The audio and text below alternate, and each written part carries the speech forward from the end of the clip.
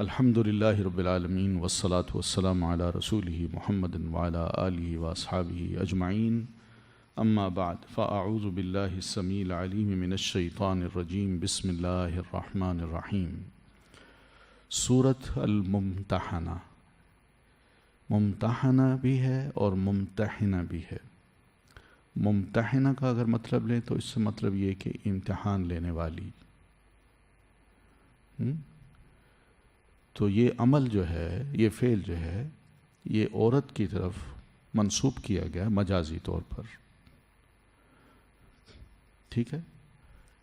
تو اگر ہا کی زیر کے ساتھ پڑھیں اسم فاعل تو اس کا مطلب یہ بنے گا امتحان لی جانے والی، اور ممتحنہ یہ لی جانے والی ہوگی، امتحان والی اور امتحان لی جانے والی۔ الممتحنہ، امتحان لی جانے والی۔ ممتحنہ کا کیا مطلب ہوگا؟ امتحان لینے والی، اور ممتحنہ امتحان لی جانے والی۔ تو اصل میں ہو یہ رہا تھا کہ صلح حدیبیہ کے بعد جس میں یہ شرط عائد کی گئی تھی کہ ہمارا کوئی مرد مسلمان ہو کے آپ کے پاس آیا تو آپ نے اس کو واپس کرنا ہے، تو نبی علیہ السلام نے فرمایا ٹھیک ہے۔ اب عورتیں مسلمان ہو کے آنے لگیں، تو ایسی صورت میں بھی مسلمانوں کو یہ کہا گیا کہ اللہ کے رسول ان کو آپ لے لیجئے، لیکن ان کو ذرا ٹیسٹ کر لیجئے۔ ٹیسٹ اس معنی میں کیجئے کہ کیا یہ واقعی کوئی اخلاص کے ساتھ دین کو قبول کر کے اتنا بڑا رسک لے کے اپنے علاقے کو چھوڑ کے آپ کے پاس آ گئی ہیں، مدینہ میں آ گئی ہیں، یا پیچھے کچھ اور وجوہات تھیں، کوئی خاوند سے لڑائی ہے، یا کوئی مدینہ میں کوئی نوجوان ہے جس کی محبت اس کو کھینچ لائی ہے۔ تو یہ ساری چیزیں ایسی ہیں جس کو آپ اچھی طرح چیک کر لیجئے، ٹیسٹ کر لیجئے اس خاتون کا کہ کیا واقعی یہ اخلاص کے ساتھ پکی مومن بن کے ادھر آئی ہے یا کوئی اور وجوہات ہیں۔ تو اس اعتبار سے اس صورت کا نام یعنی ممتحنہ یا ممتحنہ رکھا گیا، کیونکہ قرآن مجید کی اسی صورت میں ہمیں پتہ چلتا ہے، آیت نمبر کون سی ہے آگے آ رہی ہے کہ فَامْتَحِنُوهُنَّ، دیکھیے کہاں ہے یہ آیت؟ آیت نمبر 10 جو ہے اس میں یا ایھا الذین آمنوا اذا جاءکم المؤمنات مہاجرات فامتحنوهن، تو ان کا امتحان لے لو۔ تو مدینہ میں یہ صورت نازل ہوئی، اور اس صورت میں جو بنیادی طور پر جس بات کو ذکر کیا گیا وہ یہ ہے کہ مسلمانوں کا غیر مسلموں کے ساتھ دوستی یا دشمنی کی جو بنیاد ہے وہ کیا ہو، جس کو دین کی اصطلاح میں الولاء والبراء کہتے ہیں۔ ولا کہتے ہیں دوستی کو، اور برا کہتے ہیں بری و ذمہ ہونے کو، کہ میری دوستی اگر تمہارے ساتھ ہے تو دین کی بنیاد پہ ہے، اور میں بیزار ہوں اگر تم سے تو دین کی بنیاد پہ۔ تو اس صورت نے اسی چیز کو زیادہ اجاگر کیا ہے کہ ایک مسلمان غیر مسلم کے ساتھ یا کسی کے ساتھ بھی اگر دوستی یا دشمنی کرنا چاہتا ہے تو وہ ذاتی حد تک نہ ہو، کوئی اور وجوہات نہ ہو، دین وجہ بنے کہ دین کی بنیاد پہ دوستی ہوگی، دین کی بنیاد پہ دشمنی ہوگی، بس چاہے اپنا ہے یا پرایا ہے، ٹھیک ہے؟ تو یہ بنیادی طور پر اس صورت کا ایک میسج ہے۔ تو شروع ہوتی ہے یا ایھا الذین آمنوا لا تتخذوا عدوی وعدوکم اولیاء، اے لوگو جو ایمان لائے ہو نہ تم بناؤ عدوی میرے دشمنوں کو، وعدوکم اور اپنے دشمنوں کو، اولیاء دوست۔ ایک بڑا عام واقعہ یہ ہوا کہ نبی علیہ الصلاۃ والتسلیم نے یہ پروگرام بنا لیا کہ میں خاموشی کے ساتھ مکہ کو فتح کر لیتا ہوں۔ تو یہ رپورٹ جو تھی، یہ خبر جو تھی، صرف مسلمان صحابہ کے درمیان ہی گردش کر رہی تھی۔ تو انہی مسلمان صحابہ میں ایک صاحب تھے جن کا نام تھا حاطب بن ابی بلتع رضی اللہ عنہ، مہاجر تھے، بدر میں یہ شریک ہوئے تھے۔ ان کی کچھ جائیداد اور کچھ اولاد مکہ میں تھی، اور یہ خود قریشیوں میں سے نہیں تھے بلکہ قریشیوں کے حلیف تھے۔ حلیف کا مطلب یعنی ان کے ساتھ ایک ایسا معاہدہ کر چکے تھے کہ تم میرے میں تمہارا، مشکل حالات میں یا غیر مشکل حالات میں۔ اور یہ سیدنا عثمان رضی اللہ تعالیٰ عنہ سے کے حلیف تھے۔ سیدنا عثمان قریشی تھے۔ پھر جب قریشیوں نے دھوکہ دیا اور عہد کو توڑا، اور نبی علیہ الصلاۃ والتسلیم نے اپنے صحابہ کرام کو فرمایا کہ تیار ہوں اور ہم اب کیا کریں، جا کے مکہ کو فتح کرتے ہیں، تو حاتب بن ابی بلتہ کے دل میں ایک بات آئی کہ میرے سارے وہاں مال ہے، اولاد ہے، تو میں کم از کم قریشیوں کے ساتھ اپنی اس دوستی کو ذرا یہاں نبھا دوں، تاکہ کم از کم وہ میرے بچوں کی اور میرے مال کی حفاظت کر لیں۔ اور کوئی مقصد نہیں تھا۔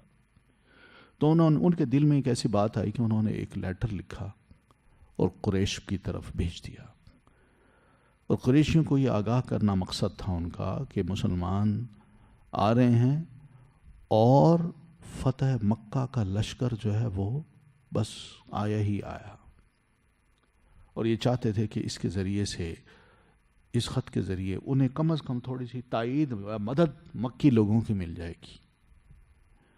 اور یہ خط انہوں نے ایک بوڑھی عورت کو دیا اور اسے کہا کہ تم کسی طرح اس کو مکہ تک پہنچا دو، مگر اللہ تعالیٰ نے وحی کے ذریعے سے اسی موقع پر، بڑا مناسب موقع تھا، اسی موقع پر نبی علیہ الصلاۃ والتسلیم کو اطلاع دی اور بتایا کہ آپ کا یہ جو ان کا جو لیٹر ہے، یہ جو ہی وہاں پہنچا تو جو آپ خاموشی کے ساتھ ساری پلاننگ کر رہے ہیں وہ ناکام ہو جائے گی۔ تو اللہ کے رسول صلی اللہ علیہ وسلم نے فوراً ہی، حدیث میں آتا ہے، صحیح بخاری میں حدیث ہے، سیدنا علی رضی اللہ تعالیٰ عنہ فرماتے ہیں کہ رسول محترم صلی اللہ علیہ وسلم نے مجھے، سیدنا زبیر اور سیدنا مقداد ابن اسود، ہم تینوں کو بلوایا اور فرمایا کہ ابھی ابھی نکلو، اور جو مکہ کی طرف سڑک جاتی ہے، یہ راستہ جاتا ہے، اس پہ دوڑو، اور تم راستے میں ایک باغ آئے گا جس کا نام ہے روضۃ خاخ، یہ خاخ کا باغ ہے۔ جب وہاں پہنچو گے تو وہاں تمہیں ایک عورت اونٹ پر سوار ملے گی، اس کے پاس ایک خط ہے، بس وہ خط لے آؤ۔ اب یہ باتیں قابل غور ہیں کہ نبی علیہ الصلاۃ والتسلیم پر کوئی وحی نہیں اتری، کوئی قرآن مجید کی آیات نہیں اتری، مگر رسول محترم صلی اللہ علیہ وسلم بالکل چھوٹی چھوٹی خبر ان کو بتا رہے ہیں کہ بوڑھی عورت ہے، اونٹ پر سوار ہوگی، اور اس کے پاس ایک خط ہے، اور وہ آپ کو ملے گی اسی راستے میں، اس مقام پہ جس کا نام ہے باغ خاخ، خاخ کا باغ۔ تو یہ تینوں دوڑے، گھوڑوں پر بیٹھے، بڑی تیزی سے دوڑ کے وہاں پہنچے۔ جب وہیں کہتے ہیں ہم پہنچے ہیں، حتیٰ اتینا الروضۃ، حتیٰ کہ جب ہم اس باغ کا پاس پہنچے، فَإِذَا نَحْنُ بِالزَّعِينَ، تو وہاں واقعی ہمیں وہی عورت جو اونٹ پہ سوار تھی وہ مل گئی۔ تو ہم نے اس کو کہا اخرجی الکتاب، تمہارے پاس ایک خط ہے وہ نکال دو۔ کہتی ہے ما معیہ کتاب، میرے پاس کوئی خط نہیں ہے۔ تو انہوں نے کہا اچھا، لَتُخْرِجَنَّ الْكِتَابَ أَوْ لَنُلْقِيَنَّ الثِّيَابَ، خط نکال دو ورنہ ہم کپڑے کھول کے دیکھیں، تلاشی لینی پڑی ہم لیں گے۔ وہ ڈر گئی، اس نے کیا کیا کہ فَأَخْرَجَتْهُ مِنْ عِقَاصِهَا، تو اس نے اپنے بالوں کی مینڈیں جو تھیں ان کے اندر اس خط کو رکھا ہوا تھا، تو وہاں سے نکال کے دے دیا۔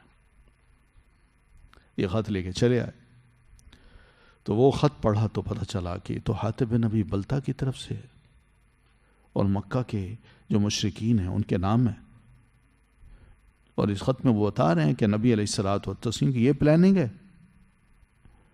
تو آپ نے حاتب کو بلایا، فرمایا یا حاتب ما ھذا، حاتب یہ کیا کیا تم نے؟ تو کہنے لگے یا رسول اللہ لا تعجل علی، آپ میرے بارے میں ذرا جلدی فیصلہ نہ کیجیے گا، انی کنت امرأ ملصقا فی قریش، میں ایک ایسا آدمی تھا جو مسلمان ہونے سے پہلے یا ہجرت سے پہلے قریش کے ساتھ میں ملا ہوا تھا، یعنی میں ان کا حلیف تھا. میں ان میں نہیں ہوں لیکن ان کا حلیف تھا، اور آپ کے ساتھ مہاجرین جو تھے ان کی قرابتیں، ان کی رشتہ داریاں وہاں موجود تھیں. تو یہ رشتہ دار ان کے گھر والوں کو، ان کے مالوں کو محفوظ رکھتے تھے، ان کی حفاظت کرتے تھے، مگر میرا پیچھے کوئی نہیں تھا. تو میں نے یہ پسند کیا کہ اگر میں بالفرض اپنا کوئی نسب نہیں رکھتا ان کے ہاں، تو کم از کم میں ان کی کوئی تھوڑی سی مدد حاصل کر لوں اس ذریعے سے. کوئی خدا نخواستہ میں نے یہ کام کوئی مرتد ہونے کی وجہ سے نہیں کیا، اور نہ ہی کفر کو پسند کر کے یہ کیا ہے، کیونکہ میں اسلام کو جو پسند کر چکا ہوں، اب اس کے بعد یہ مت سمجھیے گا کہ میں خدا نخواستہ مرتد ہو گیا ہوں یا میں کفر کو پسند کرنے لگا ہوں جس کی وجہ سے میں نے یہ خط لکھا. تو رسول محترم صلی اللہ علیہ وسلم نے جو ہی یہ بات سنی تو آپ نے سب صحابہ کو فرمایا اما انہ قد صدقکم، اور سے سنو اس نے جو بات کہی ہے تو میں سچ بتا دیا. سیدنا عمر فرمانے لگے یا رسول اللہ دعنی اضرب عنق هذا المنافق، اللہ کے رسول مجھے اجازت دیجئے میں اس منافق کی گردن اڑا دوں. کیوں کہ قد خان اللہ ورسولہ، اس نے اللہ اور اس کے رسول کے ساتھ خیانت کی ہے. کہ ہمارے اندر جو بیٹھا ہے نا، ہماری خبریں ان کو جو دے رہا ہے یہ خیانت ہے، اور ساتھ والمومنین اور اہل ایمان کو بھی یہ دھوکہ دے رہا ہے. دعنی اضرب عنقہ. تو آپ نے فرمایا عمر انہ قد شہد بدرا، عمر ایک بات یاد رکھو، یہ بدر کی لڑائی میں حاضر ہوئے تھے. اور بدریوں کے بارے میں تمہیں بتا دوں وما یدریک لعل اللہ اطلع علی من شہد بدرا، تمہیں کیا پتا کہ اللہ تعالیٰ تو بدر کے جو مجاہدین تھے، مسلمان مجاہدین، اللہ تعالیٰ نے تو ان کو عرش سے جھانک کے دیکھا ہے اسے. یعنی اتنا بڑا مقام ہے ان کا، اس لیے ایسی بات نہ کہو. اور اس موقع پہ جب اللہ تعالیٰ نے اس طرح اپنی رضا کا اظہار کیا تو ساتھ ہی ان مجاہدین سے یہ بھی کہہ دیا اللہ نے اعملوا ما شئتم فقد غفرت لکم، آج کے بعد تم کوئی عمل کرو جو چاہے تمہارا دل کرو، میں نے تمہیں معاف کر دیا. تو اس موقع پہ پھر اللہ تعالیٰ نے یہ سورت اتاری اور اس کی ابتدا میں مسلمانوں کو سمجھایا. ٹھیک ہے، تو یہ اس کا شان نزول ہے.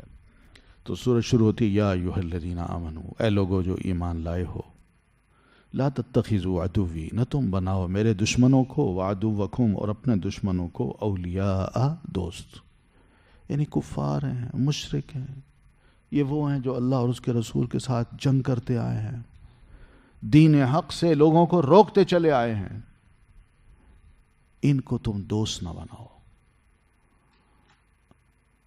دوست کا مطلب کیا ہے؟ یعنی سچا دوست، پکا دوست، اپنا مددگار، یہ نہ بناؤ. تو اس میں اللہ تعالیٰ نے تھوڑا سا ڈانٹا بھی ہے، تھوڑا سا وارن بھی کیا ہے، کیونکہ مسلمان کو اب رول ماڈل بننا ہے، اور رول ماڈل اس طرح بننا ہے کہ اپنے زندگی کے جو نصب العین ہے اس کو اب بالکل بدل دے کہ دوستی کی بنیاد اگر ہوگی تو اسلامی ہوگی، ایمانی ہوگا، اور دشمنی کی بنیاد ہوگی تو اسلام اور ایمان ہوگا اور کچھ نہیں ہوگا. تلقون الیہم بالمودہ، تم بظاہر ڈالتے ہو ان کی طرف دوستی کا پیغام، کیونکہ حاتب بن ابی بلتہ کا جو دل تھا وہ تو بالکل ٹھیک تھا، وہ تو پکے مسلمان تھے.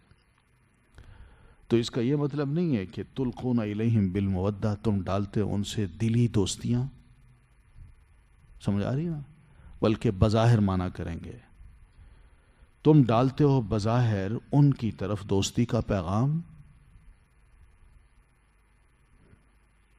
کیونکہ نبی علیہ الصلوۃ والتسلیم نے حاتب بن ابی بلتہ کے بارے میں فرما دیا تھا اما ان صاحبکم قد صدقہ، تمہارے یہ جو ساتھی ہیں انہوں نے جو بات کہی ہے بالکل ٹھیک کہی ہے، سچ کہی ہے۔ تو یہ بھی دلیل ہے اس بات کی کہ حاتب بن ابی بلتہ کا دل سلیم تھا، محفوظ تھا کفر سے، شرک سے، نفاق سے، اور وہ اعتقادی طور پر بڑے مخلص مسلمان تھے۔ ٹھیک ہے نا؟ تو اس کو ذرا دھیان کیجیے گا، ورنہ اس کا غلط مطلب کر کے نا تمام صحابہ کرام کے بارے میں شکوک اور شبہات پیدا کر دیے جاتے ہیں۔ تلقون الیہم بالمودہ، تم ڈالتے ہو طرف ان کے بظاہر دوستی کا پیغام۔ تو دوستی کا کیا مطلب ہے؟ یعنی تم انہیں مسلمانوں کے جو راز ہیں وہ بتاتے ہو، وہ لکھ کے بھیجتے ہو، تم ان کے خیر خواہ بننا چاہتے ہو۔ وقد کفروا، جبکہ وہ کفر کر چکے، بما جاءکم، اس کا جو آیا تمہارے پاس، من الحق، حق میں سے۔ یعنی تم ان کے ساتھ دوستی کیسے گانٹ سکتے ہو؟ تم ان کو اپنا کیسے بنا سکتے ہو جبکہ ان کا حال یہ ہے؟ یعنی تم پر ان کا کوئی کفر، ان کی کوئی دشمنی، ان کی کوئی جنگ مخفی نہیں ہے کہ کس طرح وہ حق کے ساتھ لڑتے ہیں، نفرت کرتے ہیں، تم ان کے ساتھ دوستیاں کرو گے۔ یخرجون الرسول وإیاکم، وہ نکالتے ہیں رسول کو اور تمہیں، ان تؤمنوا، کہ تم ایمان لائے ہو، باللہ، اللہ پر، ربکم، جو رب ہے تمہارا۔ یہاں اللہ تعالیٰ نے بتایا کہ یہ وہ طاغی لوگ ہیں، سرکش لوگ ہیں، جن کے ساتھ تم سوچتے ہو کہ شاید ہم تھوڑی سی دوستی کا پیغام ان کو بھیج دیں بظاہر، جبکہ ان کی حالت یہ ہے کہ یہ اس مکہ کے بڑے بڑے سرکش لیڈر تھے یا لیڈر ہیں، اور انہوں نے رسول اللہ کو بھی نکالا اور تم جیسے مومنوں کو بھی نکال دیا، تمہارے علاقوں سے، تمہارے گھروں سے، اور سب کچھ تم سے چھین بھی لیا۔ یخرجون الرسول وإیاکم ان تؤمنوا باللہ ربکم، صرف اس قصور کی بنیاد پہ، صرف اس وجہ سے کہ تمہارا قصور یہ تھا کہ تم اللہ واحد پر ایمان لا چکے، تمہارے رسول کو بھی انہوں نے نکال دیا، تمہیں بھی نکال دیا، تم نے ایک اللہ کی بڑائی کو تسلیم کیا، تمہارا صرف قصور یہی تھا۔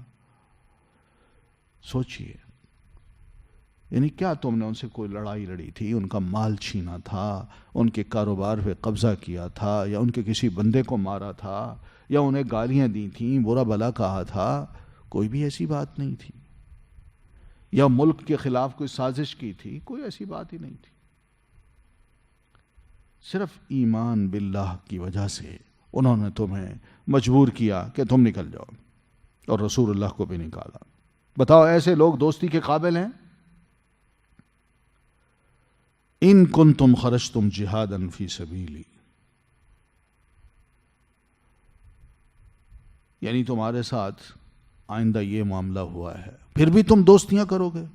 یعنی واقعہ یہ ہے کہ اگر ہو تم نکلے تم جہاد کے لیے میرے راستے میں، یعنی تم تو میرے راستے میں جہاد کے لیے نکلے ہو، سب گھر بار چھوڑا ہے، تو پھر جب مجھ سے اتنی محبت ہے، میرے دین سے اتنی محبت ہے، تو پھر کفار سے جو تمہارے دشمن ہیں، دین کے دشمن ہیں، ان سے محبت کا سوال کیوں اٹھے؟ وابتغاء مرضاتی، اور چاہنے کو میری رضا، یعنی تم تو نکلے تھے میری رضا چاہنے کے لیے، اور میری رضا تو یہی ہے کہ میں ان کفار کو بالکل پسند نہیں کرتا، اور تم ان کے ساتھ کوئی دوستیاں کرو؟ نہ، دھیان کرو، میرے دشمنوں کے ساتھ اور اپنے دشمنوں کے ساتھ قطعاً کسی قسم کی دوستی نہ کرو۔ اس کی وجہ یہ ہے کہ یہ تمہیں اور رسول محترم کو تمہارے علاقوں سے نکال بیٹھے، اور تمہارے مالوں کو چھین بیٹھے، اور تمہارے دین سے ناراض ہو بیٹھے، اس لیے تم بھی اسی وجہ سے ان سے ناراض رہو، خوش نہ رہو۔ تسرون الیہم بالمودہ، تم چھپا کر بھیجتے ہو طرف ان کے دوستی کا پیغام۔ بتایا کہ اب کوئی گنجائش نہیں ہے کہ تم راز و نیاز میں یا خفیہ دوستیاں ان کے ساتھ رکھو۔ یہ دھیان کرنا۔ وَأَنَا أَعْلَمُ بِمَا أَخْفَيْتُمْ وَمَا أَعْلَمْتُمْ اور جب کہ میں خوب جانتا ہوں اسے جو چھپایا تم نے اور جو ظاہر کیا تم نے. تمہیں پتہ ہے کہ میں تمہارے مخفی باتوں کو اور تمہاری علانیہ باتوں کو دونوں کو اچھی طرح جانتا ہوں. میرے علم میں ہوتی ہیں وہ. اور میں اپنے رسول کے بارے میں بھی اچھی طرح جانتا ہوں کہ تم کیا کیا باتیں اس کے بارے میں بھی چھپاتے ہو. اس لیے دھیان کرو. وَمَن يَفْعَلْهُ مِنْكُمْ، اور جو کوئی کرے گا اسے، یعنی اس طرح راز کی باتیں کفار تک پہنچائے گا یا لکھ کے کوئی بات انہیں اطلاع اس کی دے دے گا کہ مسلمانوں کا یہ راز ہے، تو فقد ضل سواء السبیل، تو یقیناً وہ بھٹک گیا سیدھے راستے سے. وہ یقین مانے کہ وہ راہ حق سے اور راہ ثواب سے ادھر ادھر ہو گیا، وہ سیدھی راہ نہیں رہا. تو قرآن مجید میں اس قسم کی تلقین جو ہے، نصیحت جو ہے، اللہ تعالیٰ نے مختلف مواقع پر کی بھی ہے. سورہ مائدہ میں بھی ہم پڑھائے ہیں کہ اللہ تعالیٰ وہاں فرماتے ہیں یا ایھا الذین آمنوا لا تتخذوا اليہود والنصارى اولیاء بعضهم اولیاء بعض ومن یتولہ منکم فانہ منہم. جو بھی ان میں سے تم میں سے کوئی ان کو دوست بنائے گا تو وہ مسلمان پھر مسلمان نہیں رہے گا، وہ انہی میں سے ہی ہوگا. اس لیے ان کے دوستی نہ گانٹھو، دوستیاں نہ کرو. اسی طرح سورۃ المائدہ میں یہ بھی فرمایا یا ایھا الذین آمنوا لا تتخذوا الذین اتخذوا دینکم لہوا ہزوا ولہوا من الذین اوتوا الکتاب من قبلکم والکفار اولیاء. کفار کو اور اہل کتاب میں سے کسی کو جو تمہارے دین کے دشمن ہیں، جو تمہارے دین کا مذاق اڑاتے ہیں، ان میں سے کسی ایک کو بھی اپنا دوست نہ بنانا. اسی طرح سورۃ النساء میں بھی اللہ تعالیٰ فرماتے ہیں یا ایھا الذین آمنوا لا تتخذوا الکافرین اولیاء من دون المؤمنین. مومنوں کو چھوڑ کے کافروں کو اپنا دوست نہ بنانا. تو یہ تاکید ہے. تو نبی علیہ الصلوۃ والتسلیم نے بھی اس سلسلے میں کافی بڑی تاکید کی ہے مسلمانوں کو، اور سمجھایا ہے کہ ذرا دھیان کے ساتھ تم نے غیروں کو دوست بنانا ہے. سیدنا عمر رضی اللہ تعالیٰ عنہ نے اپنے گورنر سیدنا ابو موسیٰ اشعری رضی اللہ تعالیٰ عنہ سے جب ملاقات کی تو ابو موسیٰ انہیں فرمانے لگے کہ امیر المومنین ان لی کاتبا نصرانیا، میرا ایک سیکٹری ہے جو کرسچن ہے، نصرانی ہے. سیدنا عمر نے سنا، فرمانے لگے مالک، وہ تمہیں کیا ہو گیا؟ تم نے اس کو اپنا سیکٹری کیوں بنایا؟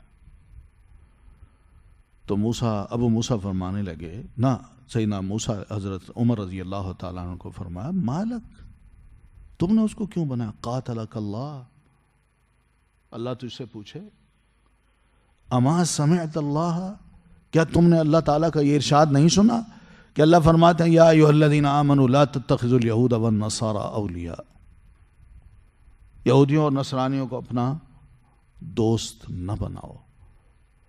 کیوں؟ بعضهم اولیاء بعض، وہ ایک دوسرے کے دوست ہو سکتے ہیں مگر تمہارے نہیں ہو سکتے. ومن یتولہ منکم فانہ منہم، جو بھی تم میں سے کوئی اس کو دوست بنائے گا تو وہ بندہ بھی انہی میں سے ہوگا. تو سیدنا عمر بڑے سخت ناراض ہوئے، انہوں نے دلیل کے طور پر یہ آیت پیش کی اور فرمایا الاتخذت حنیفیا، کیا تمہیں کوئی مسلمان نہیں ملا تھا جس کو اپنا سیکٹری بنا لیتے؟ تو ابو موسیٰ عرض کرنے لگے یا امیر المومنین لی کتابتہ ولہ دینہ، وہ میرا سیکٹری ہے، میں اسے کہتا ہوں یہ لکھو، وہ لکھ کے دے دیتا ہے، باقی اس کا دین اس کے ساتھ. اس میں کون سی ایسی بڑی بات ہے؟ تو سیدنا عمر رضی اللہ تعالیٰ عنہ فرمانے لگے لا اکرمہم اذ اہانہم اللہ، یاد رکھو میں ان کو کبھی بھی عزت نہیں دے سکتا جب اللہ تعالیٰ نے ان کی توہین کر ڈالی ہے تو میں اس کو کیوں عزت دوں. ولا اعزہم اذ اذلہم اللہ، جب اللہ نے ان کو ذلیل کیا تو میں ان کو عزت کیسے دوں. ولا ادنیہم اذ اقصاہم اللہ، جب اللہ نے ان کو دور کر دیا ہے تو میں ان کو قریب کیسے کر سکتا ہوں. تو یہ سیدنا عمر رضی اللہ تعالیٰ عنہ کا فہم ہے جو انہوں نے اس آیت کے ذریعے سے سمجھا ہے. اور ایک اور روایت میں ہے کہ انہوں نے فرمایا لا تؤمنوہم وقد خونہم اللہ، ان پر یقین نہ کرنا، انہوں نے تو اللہ تعالیٰ کے ساتھ بڑی خیانت کی ہے۔ اللہ تعالیٰ نے عیسیٰ ابن مریم کہا تھا، انہوں نے کہا عیسیٰ ابن اللہ ہے، تو اس لیے ان کو اپنے قریب بھی نہ کرنا۔ اللہ نے جب ان کو دور کیا ہوا ہے تو تم ان کو قریب کیوں کرتے ہو؟ ان کو عزت نہ دینا، جب اللہ نے ان کو ذلیل کیا ہے تو تم ان کو عزت کیوں دیتے ہو؟ کتنی اہم بات ہے۔ ان یثقفوکم، اگر وہ پالیں تمہیں، یکونوا لکم، ہوں گے وہ تمہارے، اعداء دشمن، وَيَبْسُطُوا إِلَيْكُمْ، اور وہ دراز کریں گے تمہاری طرف، ایدیہم، ہاتھ اپنے، وَأَلْسِنَتَهُمْ، اور زبانیں اپنی، بِالسُّوءِ، ساتھ برائی کے، وَوَدُّوا، اور وہ چاہیں گے، لَوْ تَكْفُرُونَ، کاش کہ تم کفر کرو۔ یہاں اللہ فرماتے ہیں تم دوستیاں کرتے ہو، حقیقت یہ ہے کہ اگر وہ تم پر غالب آ جائیں، ان یثقفوکم، اگر وہ تمہیں پالیں، مراد یہ کہ لڑائی میں یا کہیں بھی تمہیں پالیں اور تم پر وہ غالب آ جائیں اور تم پر مکمل کنٹرول کر لیں، تو اس کا مطلب ہے یثقفوکم۔ ثقیفہ فلان، عربی میں کہتے ہیں کہ اس کو اچانک ہی اس پر غلبہ پا لینا کسی چیز پر، ثقیفہ فلان فلانا۔ تو اگر یہ غلبہ پا لیں تم پر، یکونوا لکم اعداء، یہ ہوں گے تمہارے دشمن، یعنی تمہیں چھوڑیں گے نہیں، اپنی پوری دشمنی نکالیں گے تم پر۔ وَيَبْسُطُوا إِلَيْكُمْ أَيْدِيَهُمْ، اور یہ بڑھائیں گے طرف تمہارے اپنے ہاتھوں کو۔ کیسے؟ یا تو تمہیں خوب ماریں گے، یا مختلف قسم کی تمہیں سزائیں دیں گے، یا پھر تمہیں قتل کر دیں گے۔ وَأَلْسِنَتَهُمْ بِالسُّوءِ، اور اپنی زبانوں کو بھی تمہاری طرف بڑھائیں گے برائی کے ساتھ، یعنی گالی دیں گے تمہیں، بے عزتیاں کریں گے تمہاری، اور انتہائی فحش باتیں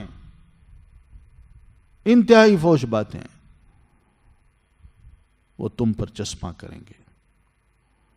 وَوَدُّوا لَوْ تَكْفُرُونَ، اور وہ چاہیں گے کہ کاش تم بھی کفر کرو، ان کی تمنا ہوگی کہ تم اپنے دین کو چھوڑ دو، مرتد ہو جاؤ۔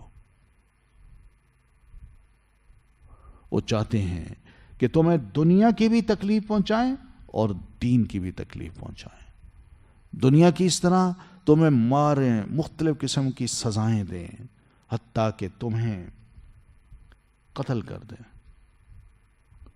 یا پھر تمہاری بے عزتی ایسی کریں کہ تم ہو، تمہاری عورتیں ہوں، تمہاری بچے ہوں، بچیاں ہوں، ان سب کو تمہارے سامنے ذلیل کریں۔ اور ان کی یہ خواہش بھی ہوگی کہ وہ تمہیں نبی علیہ الصلاۃ والتسلیم پر اور قرآن پر ایمان لانے کے بعد واپس کافر بنا کے چھوڑیں۔ تو اتنی بات ہی کافی ہے تمہیں، اب بتا رہا ہوں میں، اللہ فرماتے ہیں میں اتنی بات کر رہا ہوں، اتنی کافی ہے تمہیں، ٹھیک ہے؟ تو یہ دین ہے جس کی وجہ سے اللہ تعالیٰ نے تمہیں عزت دی، تمہاری روحوں کو اطمینان بخشا، ٹھیک ہے؟ وہ ساری کوششیں یہی کر رہے ہیں کہ کسی طرح تمہاری یہ عزت ذلت میں بدل جائے، وہ کوشش کر رہے ہیں کہ تمہارا سکون برباد ہو جائے، تمہاری روحانی خوشی وہ چھین لیں، اس لیے ان کو اپنا دوست نہ سمجھنا۔ لن تنفعکم، ہرگز نہیں فائدہ دیں گی تمہیں، ارحامکم، رشتہ داریاں تمہاری، ولا اولادکم، اور نہ اولاد تمہاری، یوم القیامہ، دن قیامت کے، یفصل بینکم، وہ فیصلہ کرے گا درمیان تمہارے، واللہ بما تعملون بصیر، اور اللہ اسے جو تم عمل کرتے ہو خوب دیکھنے والا ہے۔ تو حاتب بن ابی بلتع رضی اللہ تعالی عنہ نے جب عذر پیش کیا کہ اللہ کے رسول میری تو وہاں اولاد ہے، میرے بچے ہیں، میرا مال ہے، تو میں چاہتا ہوں کہ کسی طرح کوئی بھی میری وہاں مدد کر دیتا،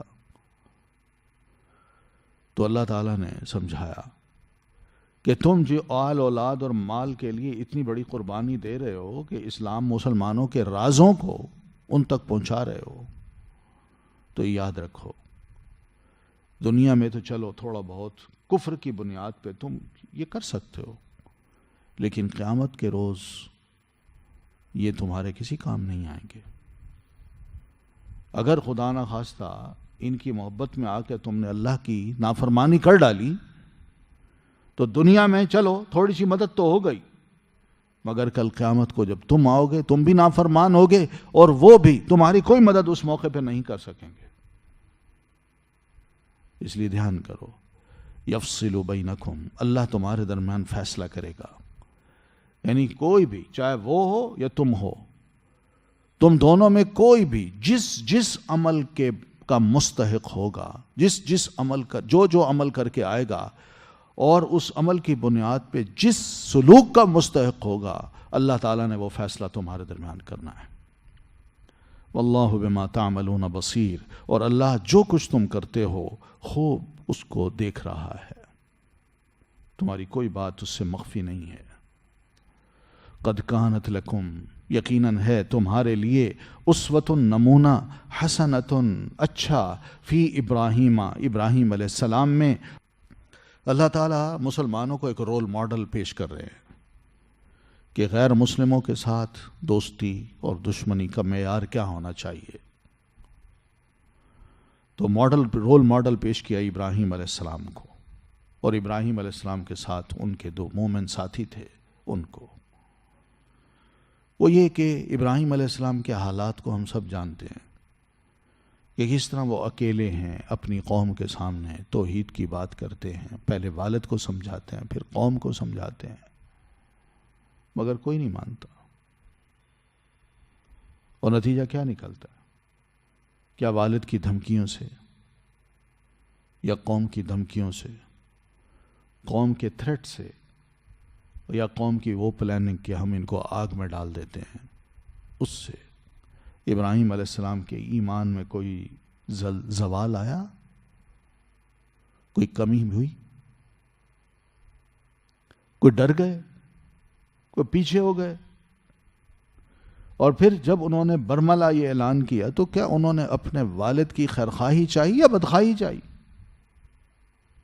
والد کو جو سمجھایا کیا مقصد تھا ان کا؟ وہ تو حقیقت میں والد کے خیرخواہ تھے، مگر والد اپنے بیٹے کو بدخواہ سمجھنے لگا۔ تو ابراہیم علیہ السلام نے ان حالات میں، اور ان کے ساتھ جو مومن تھے، انہوں نے کھل کے بتایا، کھل کے کہہ دیا اپنی قوم کو، اپنے والد کو کہ ہم سنو، ہم تم سے بیزار ہیں، بیزار ہیں۔ بیزار کا کیا مطلب؟ براء، بری کی جمع ہے، ہم بیزار ہیں، منکم، تم سے، یعنی تم جس عقیدے کو، جس شرک کو، بت پرستی کو، بت گری کو لے کے چل پھر رہے اور کہتے ہو یہی ہمارا مذہب ہے، ہمارا اس سے کوئی تعلق نہیں، ہم نہیں مانتے ان کو۔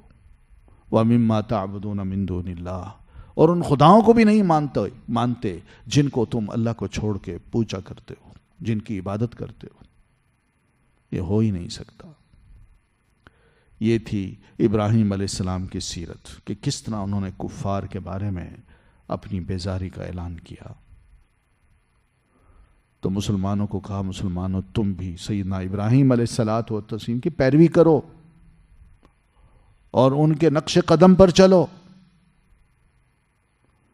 کچھ علماء کہتے ہیں فی ابراہیم والذین معہ، والذین معہ سے مراد اور وہ لوگ جو ان کے ساتھ تھے، مراد کہتے ہیں یہ انبیاء ہیں، یعنی انبیاء کرام جو تھے ابراہیم علیہ الصلوۃ والتسلیم سے پہلے کے یا ان کے بعد کے، یہ ان کا منہج رہا ہے۔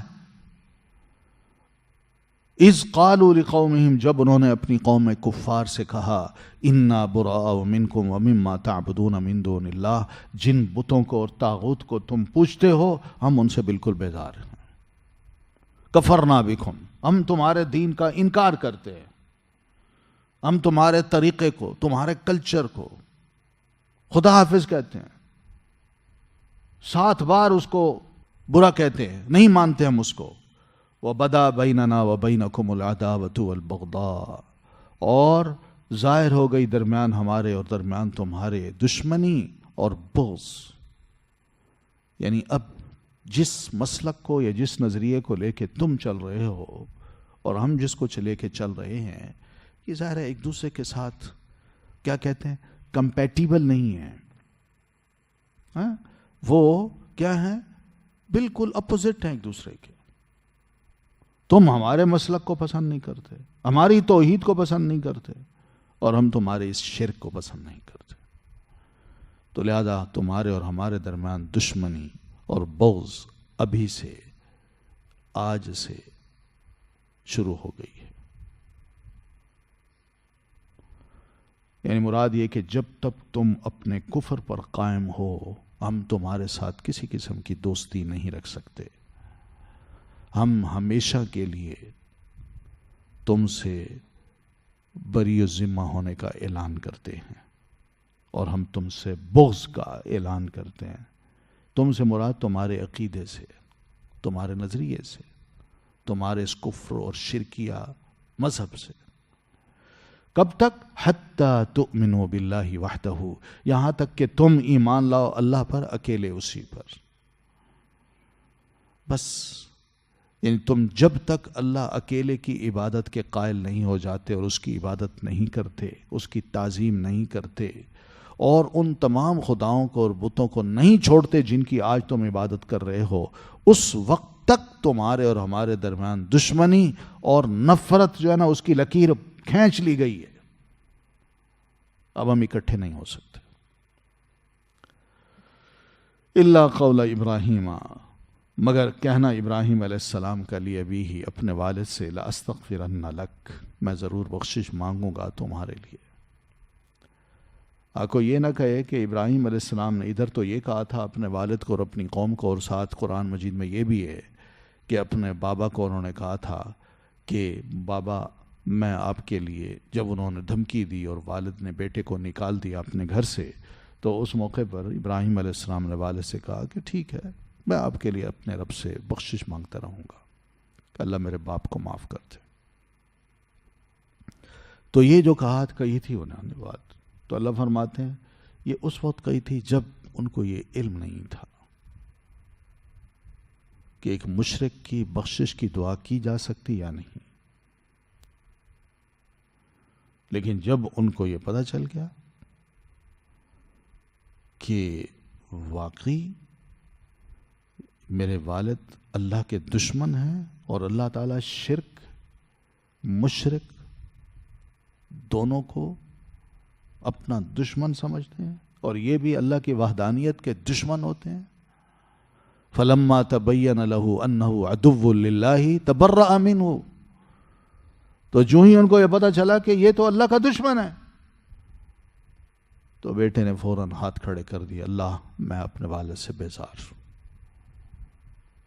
مجھے اس سے نفرت، تجھے اگر نفرت ہے، اگر تو اس کا دشمن ہے تو میں بھی اس کا دشمن. تو یہ سورۃ توبہ کی آیت ہے 113 اور 114.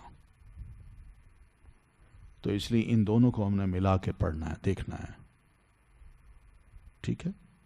کوئی یہ نہ کہے کہ ابراہیم علیہ الصلاۃ والتسلیم نے اپنے والد سے تو کہا تھا نا، آخر مشرک کی مرنے کے بعد دعا کیوں نہیں کی جا سکتی کہ مشرک تھا. ابراہیم علیہ السلام اس کے لیے فرماتے ہیں کہ میں بابا تمہارے لیے اپنے رب سے دعا کروں گا کہ اللہ آپ کو بخش دے.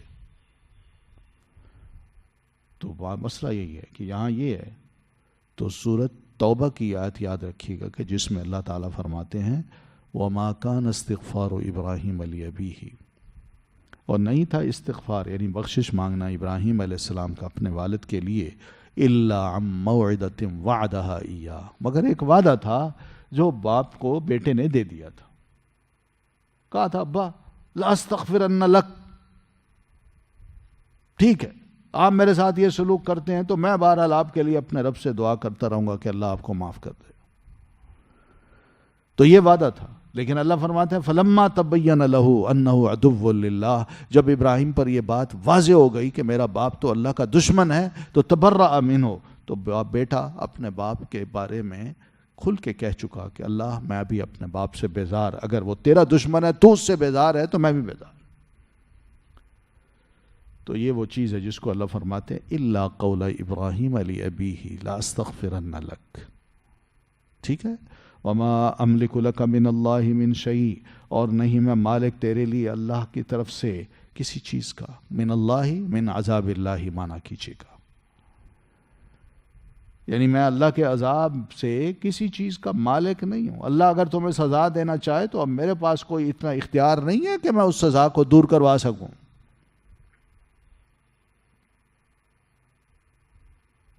ٹھیک ہے، تو یہ دونوں باتیں سمجھ آ جانی چاہیے، اور اسی کو ہم آج دنیا میں جیتے ہوئے بھی سوچا کریں کہ کوئی بھی نبی علیہ الصلوۃ والتسلیم کی فیملی کا بندہ جو آج بھی اپنے آپ کو کہتا ہے میں سید زادہ ہوں، سید ہوں، مگر اس کے کام ایسے ہیں، تو جہاں ابراہیم علیہ السلام سید ہوتے ہوئے اپنے باپ کا کوئی ساتھ نہیں دیتے، اس سے بیزاری کا اعلان کرتے ہیں کیونکہ مشرک ہے، غیر مسلم ہے، اللہ کا دشمن ہے، تو آج چاہے کتنی ہی دوستیاں یا قرابتیں کیوں نہ ہوں، مگر حقیقت ہی یہ کہ جو اللہ کا دشمن ہے، مشرک ہے، اس سے کھل کے کہہ دینا چاہیے کہ ہمارا تجھ سے کوئی تعلق نہیں۔ مگر افسوس یہ ہے کہ آج نبی علیہ الصلوۃ والتسلیم کی طرف نسبت کے بعد بجائے توحید کی دعوت دینے کے شرک کی دعوت زیادہ دی جاتی ہے۔ یہ بڑے افسوس کی بات ہے۔ وہ منہج جو پیارے نبی علیہ الصلوۃ والتسلیم کا تھا، انبیاء کرام کا تھا، اور جو سید زادوں کا ہونا چاہیے، وہ بالکل انبیاء کا مختلف ہے، سید زادوں کا بالکل ہی مختلف ہے۔ وہ اپنی عبادت کراتے ہیں، اپنے بزرگوں کی عبادت کراتے ہیں، اپنے آپ کو پاک صاف کرتے ہیں، پاک صاف کہتے ہیں، معصوم کہتے ہیں، ہم سے کوئی غلطیاں نہیں ہوتی، ہم تو بخشے ہوئے ہیں، ہمارے لیے بخشش کی دعا نہ کریں، ہاں ہم تمہارے لیے کریں گے۔ اس طرح کے عقائد لوگوں کو دیے جاتے ہیں، تو ہمارا پڑھا لکھا مسلمان سمجھدار وہ بھی اس کا انکار کر کہتے میں تسلیم نہیں کرتا، یہ نہیں ہو سکتا۔ اصل مسئلہ پتہ کیا ہے؟ مسئلہ یہی ہے کہ ہم ولا اور برا کو سمجھیں کہ دوستی اور دشمنی کی بنیاد کیا ہونی چاہیے۔ صحیح عقیدہ، صحیح عقیدہ، ایک اللہ کی عبادت کرنے والا اور رسول اللہ صلی اللہ علیہ وسلم کو اور اللہ کو ماننے والا، وہ اگر کچھ کہتا ہے تو دوستی ہوگی، اگر اس کی مخالفت کرتا ہے تو اس سے دشمنی ہوگی۔ اور جہاں عقیدے کی مخالفت ہو رہی ہے، لا الہ الا اللہ بندہ نہ پڑھے، تو اس کے بارے میں ہم یہ کیسے کہہ سکتے ہیں کہ ہمارا دوست ہے، یہ ہمارا رشتہ دار تھا، ہم اس کے بارے میں استغفار کریں گے، ہم بخشش کی دعائیں کریں گے؟ یہ کیسے ہو سکتا ہے؟ تو اللہ تعالیٰ فرماتے ہیں میں تمہارے لیے ابراہیم علیہ السلام کو اور ان لوگوں کو جو ان کے ساتھ ایمان لائے تھے ایک رول ماڈل بنا کے پیش کر رہا ہوں کہ کس طرح انہوں نے یہ بات کی تھی اپنے والد کے بارے میں اور اپنی قوم کے بارے میں۔ صاف کہا تھا کہ ہم تم سے بیزار، تمہارے خداؤں سے بیزار، تمہارے مسلک سے، مذہب سے بیزار۔ اس کی وجہ کیا ہے؟ تمہارا کفر ہے، شرک ہے، اور جب تک ہم زندہ ہیں اس وقت تک تمہارے اور ہمارے درمیان اب ٹھن گئی، ہم مسلمان موحد، تم مشرک کافر، ہمارے اور تمہارے درمیان اب اس بنیاد پہ دشمنی ہوگی اور نفرتیں ہوں گی، اور شرط یہ کہ جب تک تم اللہ واحد پر ایمان نہیں لاتے یہ نفرت کبھی ختم نہیں ہوگی، یہ دشمنی کبھی ختم نہیں ہوگی۔ ٹھیک ہے؟ تو بہرحال یہ سمجھیے گا۔ تو ربنا علیک توکلنا، اے ہمارے رب ہم نے تجھی پر ہی اعتماد کیا، تجھی پر ہی توکل کیا، وَإِلَيْكَ أَنَبْنَا، اور تیری طرف ہی ہم نے رجوع کیا۔ مراد یہ ہے کہ ابراہیم علیہ السلام کی یہ کچھ علماء کہتے ہیں یہ ابراہیم علیہ السلام کی دعا ہے، اور مومنوں کی جو ان کے ساتھ تھے وہ دعا ہے۔ کہتے ہیں کہ ربنا علیک توکلنا، اللہ ہمارا رب ہے تو، ہم نے تجھ پر ہی اپنا توکل کیا اور اپنے سارے معاملات کو تیرے سپرد کیا۔ وَإِلَيْكَ أَنَبْنَا، اور تیری طرف ہی ہم رجوع کرتے ہیں. مزد انتہائی فرما بردار، سر جھکانے والے، توبہ کرنے والے، تیری بخشش اور تیری مغفرت کی امید رکھنے والے ہم ہی ہیں. ہم تیری طرف ہی رجوع کرتے ہیں. وَإِلَيْكَ الْمَصِيرُ، اور تیری طرف ہی ہمارا لوٹنا ہے، کیونکہ کل قیامت کو تو ہمیں ہماری قبروں سے دوبارہ زندہ کرے گا اور اپنے سامنے ہمیں کھڑا کرے گا. تو نہیں ہم سے پوچھنا ہے. اس لیے یہ گواہی ہے ہماری کہ ہم اپنے تمام معاملات کو اب تجھ پر چھوڑتے ہیں. ہم اتنی بڑی بات کہہ چکے دنیا کے سامنے کہ ہم ایک اللہ کو ماننے والے ہیں، اور جو اللہ کے ساتھ کسی اور کو شریک ٹھہراتے ہیں، ہمارے اور ان کے درمیان کھلی دشمنی، کھلی عداوت، کھلا بغض. اب اتنا بڑا اعلان کرنے کے بعد ظاہر ہے کہ دشمن بھی پھر دشمن بن جاتا ہے، اور بغض کرنے والا بھی خوب بغض کرتا ہے. تو اس تمام کو کہہ رہے ہیں کہ ربنا علیک توکلنا. ٹھیک ہے، اپنا مستقبل اب ہم تجھ پر چھوڑتے ہیں. ربنا لا تجعلنا، اے ہمارے رب نہ تو بنا ہمیں فتنتن، آزمائش، للذین، ان لوگوں کے لیے، کفروا، جنہوں نے کفر کیا، واغفر لنا، اور تو بخش دے ہمیں. ربنا، اے ہمارے رب، انکا، بے شک تو، انتا، تو ہی ہے، العزیز، بہت زبردست، الحکیم، بہت حکمت والا. ساتھ یہ بھی دعا کی کہ مولا ہم پر ہمارے دشمنوں کو مسلط نہ کر دینا، کہ وہ ہمیں مختلف آزمائشوں میں ڈالیں، یا ہمیں ان کے حوالے نہ کر دینا کہ ان کے ہاتھوں سے ہمیں سزائیں ملیں، اور نہ ہی تو اپنی جناب سے ہمیں کسی قسم کی کوئی سزا دے. تو یہ دعا ہے کہ اللہ کبھی بھی ان کو ہم پر غالب نہ کرنا، کہ کہیں وہ ہمارے دین کو، ہمارے نظریے کو فتنے میں نہ ڈال دیں، اتنا ٹارچر کریں، اتنی مصیبت میں ڈال دیں کہ کہیں ہم سے کوئی جھوٹ یا کفر زبان سے نہ نکل جائے، ہمارے بات میں، ہمارے فعل میں، ہمارے دین میں، ہماری ہمت و طاقت میں کوئی کمزوری نہ آنے پائے. تو اللہ فرماتے ہیں کہ عرض کرتے ہیں اللہ تو ہمیں معافی کر. انسان ہے، مومن ہے، مگر ہم جانتے ہیں ہم سے کیا کیا کوتاہیاں ہوتی ہیں. دعوے بڑے کرتے ہیں مگر غلطیاں بھی ہو جاتی ہیں. معاف کر دے. کیوں؟ انکا انت العزیز الحکیم، تیری ذات ہی ایسی ہے جو بہت زبردست ہے اور خوب حکمت والی ہے. تو ہمیں بھی آزمائش میں ڈالتا ہے، ان کو بھی. ہمیں مومن بنا کے ہمارے ایمان کا امتحان لیتا ہے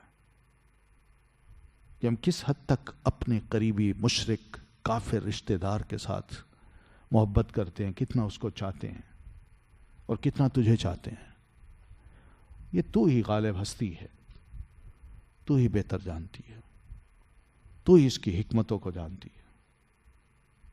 لقد کان لکم، البتہ تحقیق ہے، لکم تمہارے لیے، فیہم ان سب میں، اسوۃ حسنۃ نمونہ اچھا، لمن اس کے لیے جو، کانا ہو وہ، یرجو اللہ امید رکھتا ہو اللہ تعالیٰ کی، یعنی اللہ تعالیٰ سے ملاقات کی، والیوم الآخر اور آخری دن کی، ومن یتولی اور جو کوئی منہ موڑ جائے، فإن اللہ تو بے شک اللہ، ہوا وہ، الغنی بہت بے نیاز ہے، الحمید خوب تعریف والا ہے. یہاں پھر اللہ تبارک و تعالی ابھار رہے ہیں مسلمانوں کو کہ حضرت ابراہیم علیہ السلام کا مسلک، ان کا نظریہ، ان کا دین بالکل سچا تھا، اسی کو اپناؤ. ابراہیم علیہ السلام کو اپنا رول ماڈل بناؤ. وہ ایسی ملت رکھتے تھے جو توحید والی تھی، اللہ واحد لا شریک کی وہ تعظیم کیا کرتے تھے. دوستی اور دشمنی کی بنیاد بھی انہوں نے اللہ تبارک و تعالیٰ کو یا دین کو بنا رکھا تھا. نہ صرف وہ بلکہ سارے انبیاء کرام جو ان کے پہلے کے تھے یا بعد کے تھے، انہوں نے بھی دوستی اور دشمنی کی بنیاد اللہ تبارک و تعالیٰ کی وحدانیت کو بنا رکھا تھا۔ تو جو شخص بھی کل چاہتا ہے کہ میں کل قیامت کو اللہ تعالیٰ سے ملاقات کروں اور سرخرو ہوں، اور اس کا قیامت پر بھی ایمان ہے، اور وہ یہ بھی چاہتا ہے کہ قیامت کے دن کے عذاب سے میں اپنے آپ کو محفوظ رکھوں، تو اس کو ایسی ہی شخصیات کو اپنا رول ماڈل بنانا چاہیے اور ویسے ہی کام کرنے چاہیے جیسے کہ انہوں نے کیے تھے۔ اسی قسم کا نظریہ اپنانا چاہیے جیسے حضرت ابراہیم علیہ السلام کا تھا اور ان کے ماننے والوں کا تھا۔ لیکن وَمَن يَتَوَلَّ، اور جو کوئی منہ موڑے گا، یعنی جو اس نظریے کو نہیں اپنائے گا، یا مسلمان بھی ہوگا اور کفار کے ساتھ دوستیاں بھی گاڑھے گا، مومن بھی کہلائے گا، اپنے آپ کو موحد بھی کہے گا، اور ساتھ ساتھ مشرکوں کے ساتھ بڑی محبت رکھے گا، تو یاد رکھے فَإِنَّ اللَّهَ هُوَ الْغَنِيُّ، تو اللہ تعالیٰ بے نیاز ہے، یہ تو وہ اپنے نقصان کرے گا، اللہ کو اس کی یہ دوستی کوئی نقصان نہیں دے گی، وہ دوستی رکھے یا نہ رکھے اللہ تعالیٰ کو ضرورت ہی نہیں ہے۔ یہ تو مسلمان کے بھلے کی بات کی جا رہی ہے کہ مسلمان خود اپنے دین کی حفاظت کے لیے اس طرح کا سٹینڈ لے۔ اور الحمید، اور اللہ تعالیٰ حمید بھی ہے، خوب تعریف والا ہے، یعنی وہ اپنے تمام افعال میں، تمام اقوال میں خوب تعریف کیا ہوا ہے، اس کے علاوہ کوئی معبود نہیں، اس کے علاوہ کوئی رب نہیں۔ عسى اللہ، امید ہے کہ اللہ تعالیٰ ان یجعل بینکم، کہ وہ ڈال دے درمیان تمہارے، وبین الذین عادیتم، اور درمیان ان کے جن سے عادیتم عداوت رکھتے ہو تم، منہم ان میں سے، مودتاً دوستی کو، واللہ قدیر، اور اللہ خوب قدرت والا ہے یا قدرت رکھنے والا ہے، واللہ غفور الرحیم، اور اللہ بہت بخشنے والا ہے، نہایت رحم کرنے والا ہے۔ تم اگر اس قسم کے منہج کو اپنا لو، ولا البرا کے، دوسروں کو پتہ چل جائے کہ واقعی ٹھوس عقیدہ ہے، ٹھوس ایمان ہے، اور اللہ واحد کی عبادت اور اس کی توحید ماننا ہی ایک بہت اہم عقیدہ ہے۔ جب دوسروں کو یہ پتہ چل جائے گا تو اس کو یہ بھی سمجھ آئے گی کہ ایک اللہ سے محبت کرتا ہے جس کو اس نے دیکھا ہی نہیں، اس کو مانتا ہے، اس کے آگے جھکتا ہے، اسی سے دعائیں کرتا ہے، اسی کی عبادت کرتا ہے، اور میں ہوں آج اس کی، کل اس کی، پرسوں اس کی، آج اس کی خانقاہ پہ، آج اس کے دربار میں، آج اس کے مندر میں کہاں کہاں جاتا ہوں اور جا کے عبادتیں کرتا ہوں۔ یہ روز آئے دن میں جو اپنے خدا بدلتا رہتا ہوں اور ان کی عبادتیں کرتا ہوں، اس کو خود سمجھ آ جائے گی کہ میرا نظریہ کتنا کمزور ہے اور اس مومن کا نظریہ کتنا مضبوط ہے، ٹھوس ہے۔ تمہاری اس ایمانی غیرت اور اللہ اور رسول کے ساتھ محبت کی وجہ سے دوسرے یہ مجبور ہوں گے، وہ سمجھ جائیں گے کہ یہ لوگ زیادہ صحیح ہیں، اس لیے تمہیں یہ بات اس لیے کہی جا رہی ہے کہ تم اگر اس نظریے کو اپنا لو، ولا البرا کے مسلک کو، تو امید ہے کہ اللہ ڈال دے گا تمہارے درمیان اور درمیان ان کے جن سے تم عداوت رکھتے ہو، ان میں سے دوستی کو۔ تو کوئی بڑی بات نہیں کہ آج یہ تفریق ہے، کل دوستی میں بدل جائے۔ آج جو تم سے لڑتے ہیں، تمہارے اس ٹھوس نظریے کو دیکھ کے وہ کل کو تمہارے اچھے دوست بھی بن سکتے ہیں۔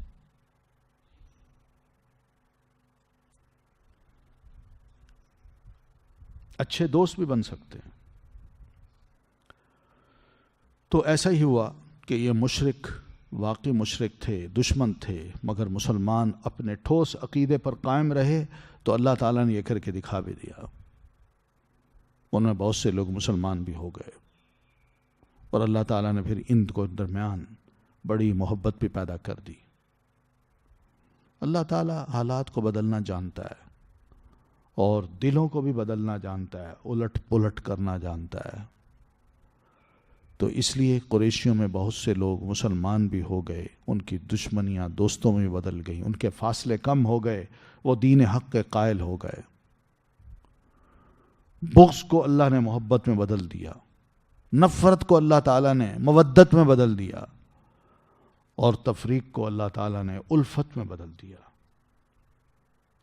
یہ سب چیزیں ہوئیں۔ اللہ فرماتے ہیں واللہ قدیر، اور اللہ پوری قدرت رکھنے والا ہے۔ مت سمجھنا کہ اللہ تعالیٰ کے پاس یہ ہمت نہیں ہے، اس کا بندے کا دل جو ہے نا اللہ تعالیٰ کی دو انگلیوں کے درمیان ہے، وہ چاہے تو ادھر پلٹ دے چاہے تو ادھر پلٹ دے، کون سی دیر لگتی ہے۔ واللہ غفور الرحیم، اور اللہ بہت بخشنے والا بھی ہے، رحم کرنے والا بھی ہے۔ یعنی ایسے لوگ اگر جو کل دشمن تھے آج مسلمان ہوتے ہیں اور ان کا دل پلٹتا ہے تو ان کو بھی اللہ یقین دلا رہا ہے کہ تمہارے پچھلے گناہ میں معاف کر دوں گا اور تم پر نہایت رحم بھی کروں گا۔ لا ینہاکم، نہیں روکتا تمہیں اللہ تعالی، ان الذین، ان لوگوں سے، لم یقاتلوکم، جو نہیں انہوں نے جنگ کی تم سے، فی الدین، دین کے معاملے میں۔ تو اللہ فرماتے ہیں میں تمہیں یہ بات کہہ کے یہ کوئی عام اصول نہیں دے رہا کہ ہر کافر اور مشرک اور غیر مسلم سے تم نفرت کرو، بغض رکھو، ان سے دوستی نہ رکھو، بلکہ میں تمہیں صرف ان لوگوں سے روک رہا ہوں جنہوں نے تم سے دین کے معاملے میں لڑائی لڑی ہے اور تمہیں تمہارے گھروں سے، علاقوں سے نکالا ہے۔ لیکن جن لوگوں نے نہ تم سے لڑائی لڑی اور نہ تمہیں تمہارے گھروں سے نکالا، تو میں تمہیں روک نہیں سکتا، یعنی میں تمہیں منع نہیں کر رہا کہ تم ان سے کسی قسم کی کوئی نیکی نہ کرو اور ان کے ساتھ انصاف نہ کرو، بلکہ میری تاکید ہے کہ تم ان کے ساتھ نیکی کرو اور تم ان کے ساتھ انصاف کرو۔ انصاف یہی کہ ایک والد ہے، وہ خدا نخواستہ مشرک ہے اور بیٹا مسلمان ہے، اب بیٹے کا انصاف یہی ہوگا کہ وہ اپنے والد کا احترام کرے، اپنے والد کو عزت دے، اپنے والد کی خدمت کرے، اپنے والد کا خیال رکھے، اگر اس کو پیسوں کی ضرورت ہو پیسے بھی دے۔ اور اسی طرح والدہ کا معاملہ بھی ہے، والدہ بھی اگر خدا نخواستہ مشرکہ ہے تو ان کے ساتھ بھی اچھا معاملہ کرنا ہے، نیکی کرنی ہے۔ اور نیکی میں یہ سب باتیں آتی ہیں کہ ماں باپ ہیں، غیر مسلم ہیں، مشرک ہیں، مگر عزت اور حسن سلوک کے مستحق ہیں۔ اور حسن سلوک یہ بھی ہے کہ اگر ان کو ضرورت ہے کسی چیز کی تو اولاد جو مسلمان ہے وہ ان کی ضرورت کو پورا کرے۔ یہ دین ہے ہمارا۔ ان اللہ یحب المقسطین، بے شک اللہ پسند کرتا ہے، محبت رکھتا ہے انصاف کرنے والوں کو۔ یعنی انصاف یہی ہے، یہ انصاف نہیں ہے کہ میں مسلمان ہوں، خدا نخواستہ میرا بھائی غیر مسلم ہے تو صرف غیر مسلم ہونے کی بنیاد پہ میں اس کے ساتھ زیادتیاں کروں، برے سلوک کروں، ان سے نفرت کروں، جبکہ وہ نہ دین کا دشمن ہے، نہ میرے ساتھ دین کے معاملے میں لڑائی لڑ رہا ہے، نہ میرے دین کو برا کہتا ہے، اور نہ ہی وہ میرے گھر سے مجھے نکال باہر کر رہا ہے۔ اس کی کوئی ایکٹیویٹی ہمارے دین کے خلاف نہیں ہے۔ تو یہ انصاف نہیں ہوگا کہ جب اس کی کوئی ایکٹیویٹی ہمارے دین کے خلاف نہیں ہے، میرے خلاف نہیں ہے، تو میں صرف محض اس سے اس وجہ سے بغض رکھوں یا برا سلوک کروں کہ وہ غیر مسلم ہے، اور نہیں، میرا رشتہ دار ہے، میرا بھائی ہے، تو میں اس کے ساتھ اچھا سلوک کروں، کیونکہ دین کی خوبی اس کے سامنے آئے گی تو وہ سمجھے گا نا کہ یہ اسلام ہے، میں اس کو قبول کرتا ہوں۔ لیکن میں انتہائی برا انسان اگر بن جاؤں وہ تو اور نفرت کرے گا۔ یہ کون سا دین ہے بھائی؟ آج یہی مسئلے ہیں ہم سب مسلمانوں کے۔ ہم ذرا دین کی طرف آتے ہیں، دین کی ہمیں سمجھ آنے لگ جاتی ہے تو ہم اپنے گھر والوں سے نفرت کرنے لگ جاتے ہیں۔ ہمارا سلوک، ہمارا رویہ، ہماری گفتگو، وہ سب نفرت میں بدل جاتا ہے۔ یہ تعلیم ہے دین کی کہ اللہ تمہیں تاکید کرتا ہے کہ صرف ان سے ولا و برا کا اظہار کیجیے جنہوں نے دین کے معاملے میں تم سے لڑائی لڑی ہے۔ وہ دشمنوں کی صف میں تھے اور تمہیں میدان میں جنگ میں لے آئے اور تم سے انہوں نے لڑائی لڑی، اور اسی طرح تمہیں انہوں نے تمہارے گھروں سے نکالا، تمہیں پسند نہیں کیا کہ تم ہمارے علاقوں میں رہو. ایسے لوگوں سے بے شک تم ولا اور برا کا اظہار کرو، لیکن جو اپنے درمیان رہتے ہیں، جن کے درمیان کوئی لڑائی نہیں، کوئی جھگڑا ہی نہیں، صرف اتنا فرق آ گیا کہ ایک دیندار بن گیا اور دوسرا نہیں ہے، تو اب اس سے نفرت، بدسلوکی، بدتمیزی، اور یعنی گفتگو ہے تو اس کا انداز ہی اچھا نہیں ہے، رہن سہن ہے تو وہ اکٹھا صحیح نہیں ہے، تو یہ سب چیزیں غلط ہیں. یہی انصاف ہوگا کہ انسان دین کی تعلیمات کو قبول کرے، خود بھی عمل کرے اور دوسروں کے سامنے بھی اس کو ظاہر کرے. یہ انصاف ہوگا، ورنہ وہ اپنے برے سلوک سے دین کو بدنام کرے گا اور دوسرے کو بھی متنفر کر دے گا کہ اگر تمہارا یہ دین ہے تو خدا حافظ، میں نہیں مانتا اس کو. انما ینہاکم، بے شک وہ روکتا ہے تمہیں، اللہ تعالی، ان الذین، ان سے جنہوں نے قاتلوکم، جنگ کی تم سے، فی الدین، دین کے معاملے میں، واخرجوکم، اور انہوں نے نکالا تمہیں، من دیارکم، تمہارے گھروں سے، وظاہروا، اور انہوں نے ایک دوسرے کی مدد کی، علی اخراجکم، تمہارے نکالنے پر، ان تولوہم، کہ تم دوستی کرو ان سے. ومن یتولہم، اور جو کوئی دوستی کرے گا ان سے، فاولئک، تو یہی لوگ ہیں، ہم وہ، الظالمون، جو ظالم ہیں. ہاں اللہ تمہیں روک رہا ہے تو ایسے لوگوں سے روک رہا ہے، ٹھیک ہے نا، جنہوں نے دین کے معاملے میں تم سے لڑائی لڑی، تمہیں تمہارے علاقوں سے نکال دیا، بلکہ ایک دوسرے کی، انہوں نے، کفار نے ایک دوسرے کی مدد کی کہ کسی طرح ان کو نکال دو، میرے بھائی کو تم نکال دو.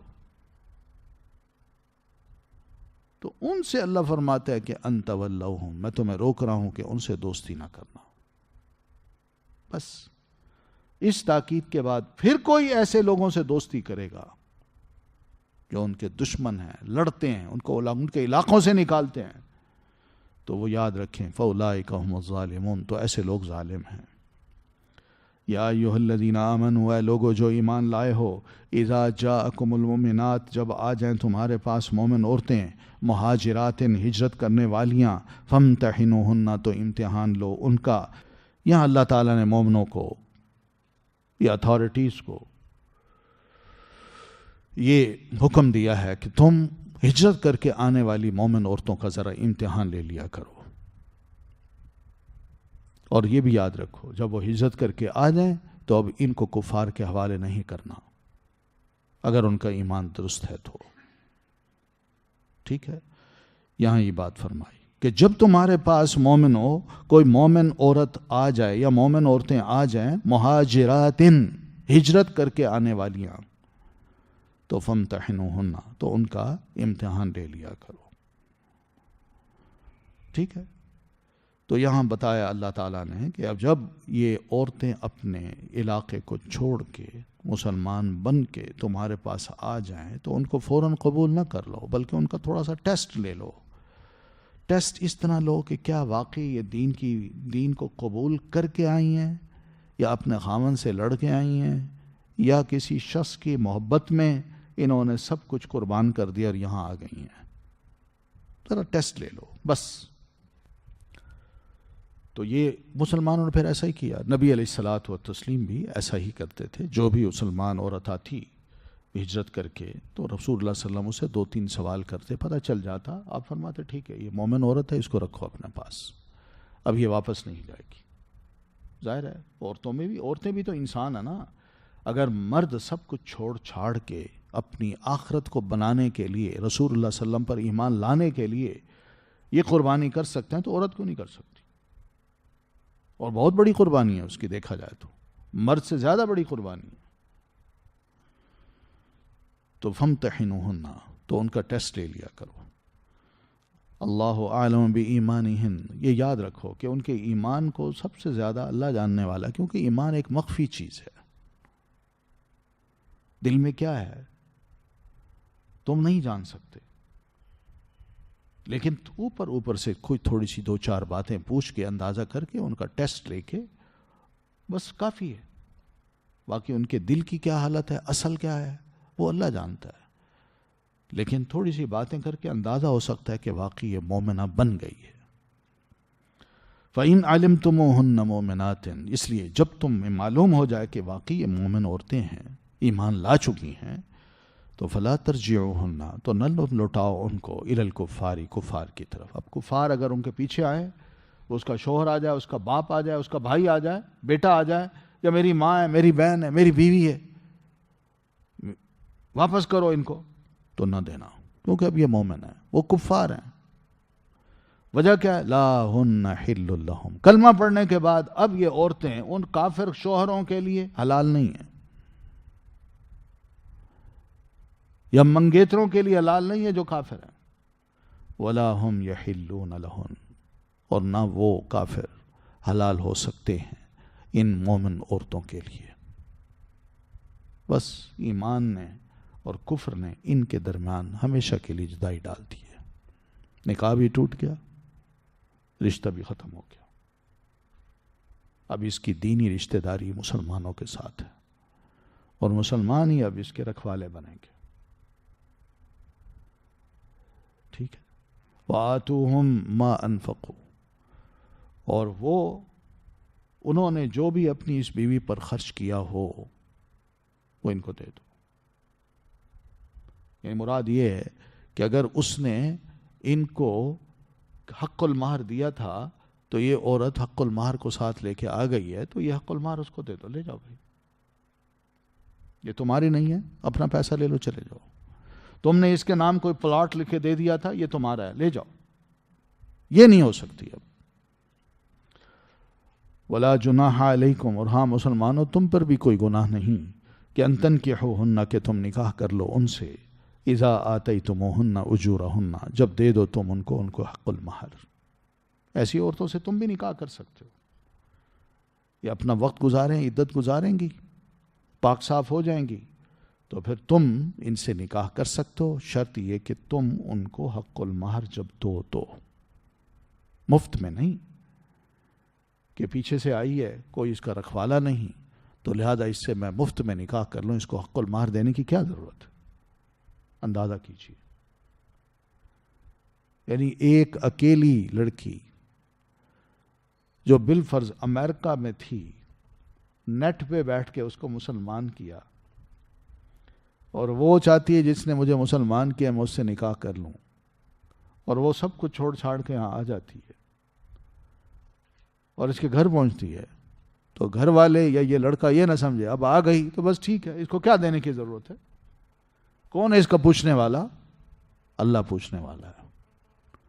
اللہ فرماتا ہے تم ان سے نکاح کر سکتے ہو بشرطے کہ تم ان کو ان کے حق المہر دو۔ اور حق المہر کیا ہوگا؟ وہی جو گھر میں چلتا ہے، یعنی مثلا بڑے بھائی نے شادی کی تھی، اس نے اپنی بیوی کو کیا دیا تھا؟ اتنا حق المہر اس کو دے دے، بس یوں ہو۔ وَلَا تُمْسِكُوا بِعِصَمِ الْكَوَافِرِ، اور نہ تم روک رکھو عصمتیں کافر عورتوں کی، یعنی وہ عورتیں جو کافر ہیں اور تمہارے نکاح میں ہیں اور تم ادھر چلے آئے ہو، وہ وہاں موجود ہیں، وہ مسلمان نہیں ہوئی، ہجرت نہیں کی انہوں نے، تو اب تمہارے لیے مسلمانوں یہ جائز نہیں ہے کہ تم ان کو بدستور اپنے نکاح میں رکھو، چھوڑ دو ان کو۔ اب جو ہی یہ آیت سنی، سیدنا عمر رضی اللہ تعالیٰ عنہ نے اسی دن انہوں نے اپنی 2 بیویوں کو طلاق دے دی۔ یہ مشرکہ تھیں اور مکہ میں ہی تھی، ان کے تم فارغ، تو طلاق دی۔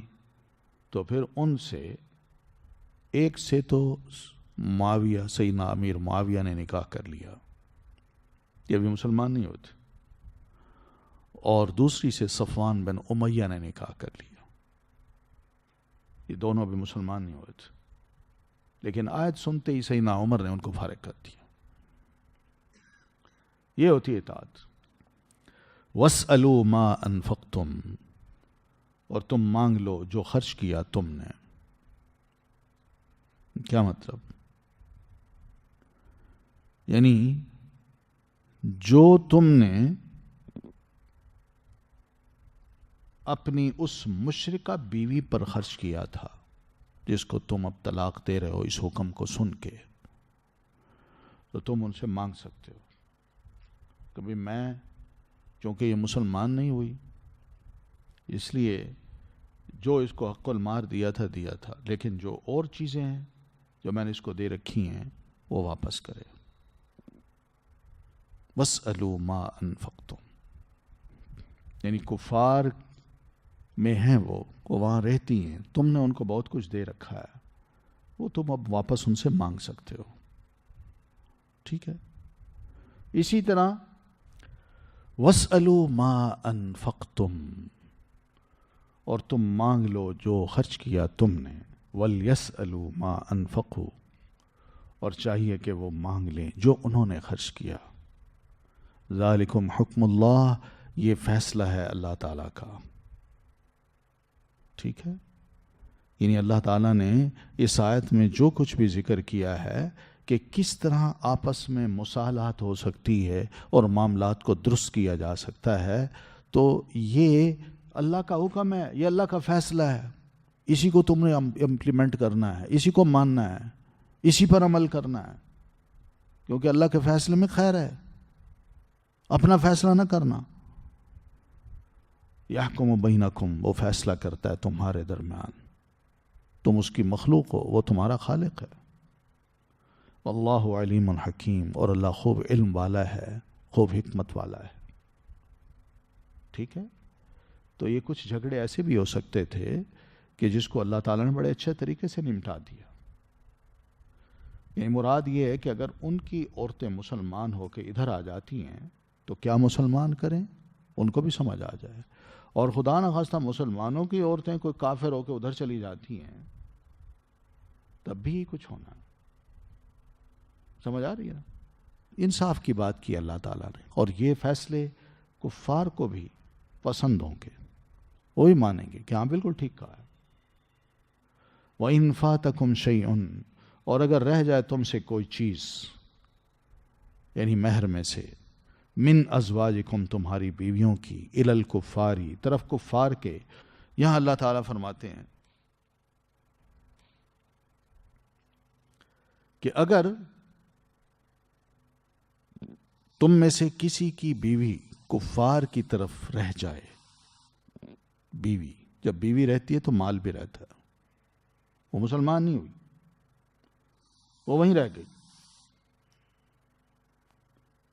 تو فعاقبتم، تو تم بھی بدلہ لو، یعنی وہ مسلمان کافر تھی، وہ وہیں رہ گئی، سب کچھ اس نے سمیٹ لیا، اپنے پاس رکھ لیا، اور تم ادھر آ گئے، اس نے کہا میں نہیں آتی، اور سارے مال پہ قبضہ بھی کر لیا، تو اب لڑائی نہیں لڑنی، تم نے بدلے میں کیا کرنا ہے؟ فعاقبتم، تو جب تمہاری باری آئے تو تم بدلہ کیسے لو؟ فآتوا الذین ذہبت ازواجہم، تو دو ان لوگوں کو چلی گئیں بیویاں جن کی، مثل ما، مانند اس کے، جو انفقوا، انہوں نے خرچ کیا، تو تم بدلے میں پھر یہی کرو کہ ان کی بیویاں اگر مسلمان ہو کے آ گئی ہیں اور وہ سب کچھ لے آئی ہیں، تو تم کیا کر سکتے ہو؟ تم کہو بھائی ہماری عورت تمہارے پاس آئی ہے، وہ اتنا کچھ لے کے چلی گئی، تمہاری آ گئی ہمارے پاس اور وہ اتنا کچھ لے آئی ہے، اب تم ہم سے کیوں مطالبہ کرتے ہو؟ تم اس سے لے لو، ہم اس سے لے لیں گے، معاملہ برابر ہو جائے گا، لڑائی بھی ختم، کیونکہ کفر اور اسلام کی بنیاد پہ یہ جدائی ہو رہی ہے نا، تم اس کا ساتھ اس لیے دے رہے ہو نا کہ وہ تو اب ہماری بن گئی، اور پھر ہماری بن گئی تو تم ہر شے جو اس کی ہے اس پہ قابض ہونا چاہتے ہو، تو تمہاری کوئی اگر مسلمان ہو کے آ جاتی ہے تو ہم کیوں نہ ہو، تو ہم بھی بدلے میں تمہارے ساتھ ہی کچھ کریں گے۔ تو ادھر وہ عورت ادھر مسلمان کا جو سرمایہ ہے اس پہ قابض ہو جاتی ہے، اور وہ پھر اس سے سرمایہ لے لیتے ہیں، چاہے اس کے گھر والے لیں۔ تو اسی طرح یہ مسلمان عورت جو پہلے کافر تھی، مسلمان ہو کے ہجرت کر کے مسلمانوں کے پاس آئی ہے اور سرمایہ لائی ہے، تو اب یہ کیا ہوگا؟ یہ عورت یا اس کے رشتہ دار وہ قابض ہو جائیں گے، ٹھیک ہے؟ تو یہ طریقہ ہوگا۔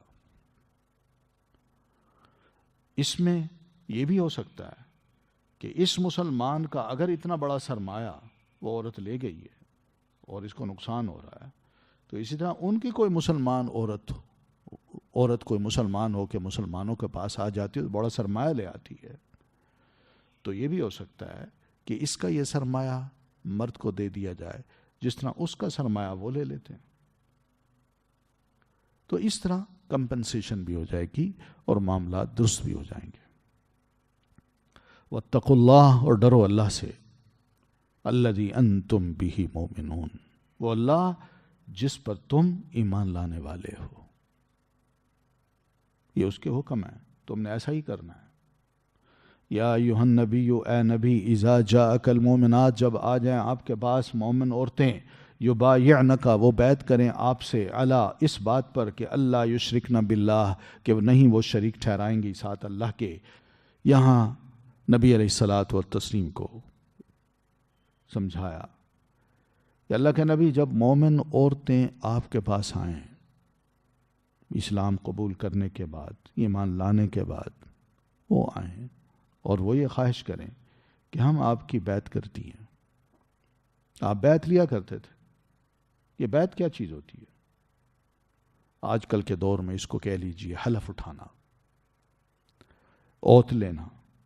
تو یہ بیعت کی جا سکتی ہے، آج کے دور میں بھی کی جا سکتی ہے، مگر کس کی؟ ایک سوال ہے.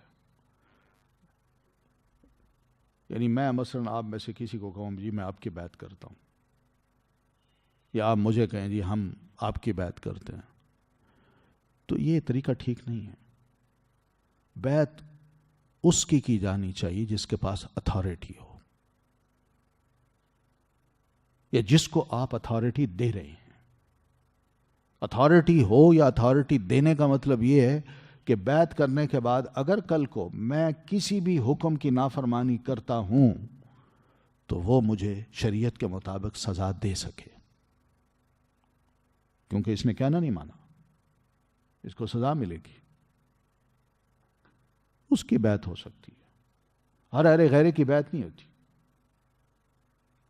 نبی علیہ الصلاۃ والتسلیم ہو یا خلفائے اربعہ ہوں تو ان کی بیعت اسی بنیاد پہ کی جاتی تھی کہ اگر ہم نے آپ کی نافرمانی کی، آپ سے علیحدہ ہوئے، تو پھر آپ کو پورا اختیار ہے، آپ شریعت کے مطابق ہمیں جو سزا دینا چاہیں دے دیں.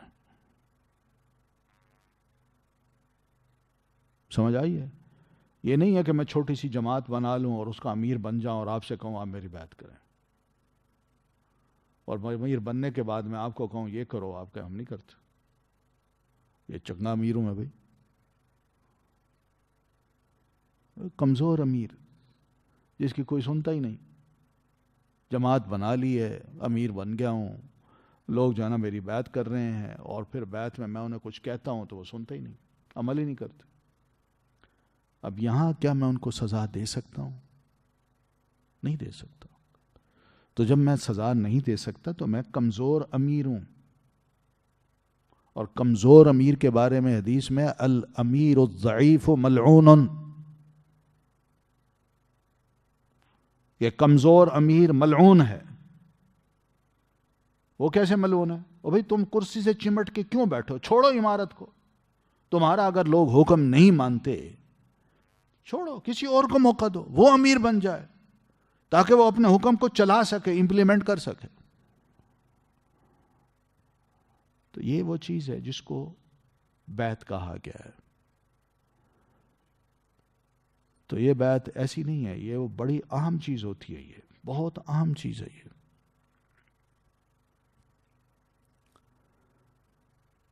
تو اسی وجہ سے جس کو ووٹ دیے جاتے ہیں وہ بھی ایک قسم کی بیعت ہے. اور اس ووٹ میں بندہ دیکھتا ہے کہ میں اس ووٹ کو دے کے دوسرے سے کیا اپنے دین کے بارے میں کیا فائدہ حاصل کر سکتا ہوں. دنیا کے بارے میں نہیں، دین کے بارے میں. مسلمانوں کی اجتماعیت ہے، اس کے بارے میں سوچ لے. غیر مسلم ملک میں رہ رہا ہے، وہاں اس کو ووٹ دینا ہے تو وہ ووٹ دینے کے لیے یہی سوچتا ہے کہ یہاں مسلمان ہیں، کم از کم اس کو ووٹ دے کے اپنی بھلائی کے کچھ کام اس سے لے سکتے ہیں. پرے رہ کے ووٹ نہ دے کے ہم اس سے کوئی فائدہ نہیں اٹھا سکیں گے، بلکہ ہمیں نقصان پہنچے گا تو یہ ہماری مدد کو بھی نہیں آئے گا۔ تو ایسی صورت میں اس کو بھی ووٹ دیا جا سکتا ہے کہ جس سے یہ توقع کہ مسلمانوں کا خیر خواہ ہے۔ تو یہ ووٹ بھی ہوتا ہے اور بیعت بھی ہوتی ہے۔ اسی طرح ایک بیعت وہ بھی ہوتی ہے جس کو پیر و مرشد والی بیعت کہتے ہیں، یا مرید اور مرشد والی بیعت کہتے ہیں۔ ایک مرید اپنے مرشد کی بیعت کرتا ہے۔ مرشد کس کو کہتے ہیں؟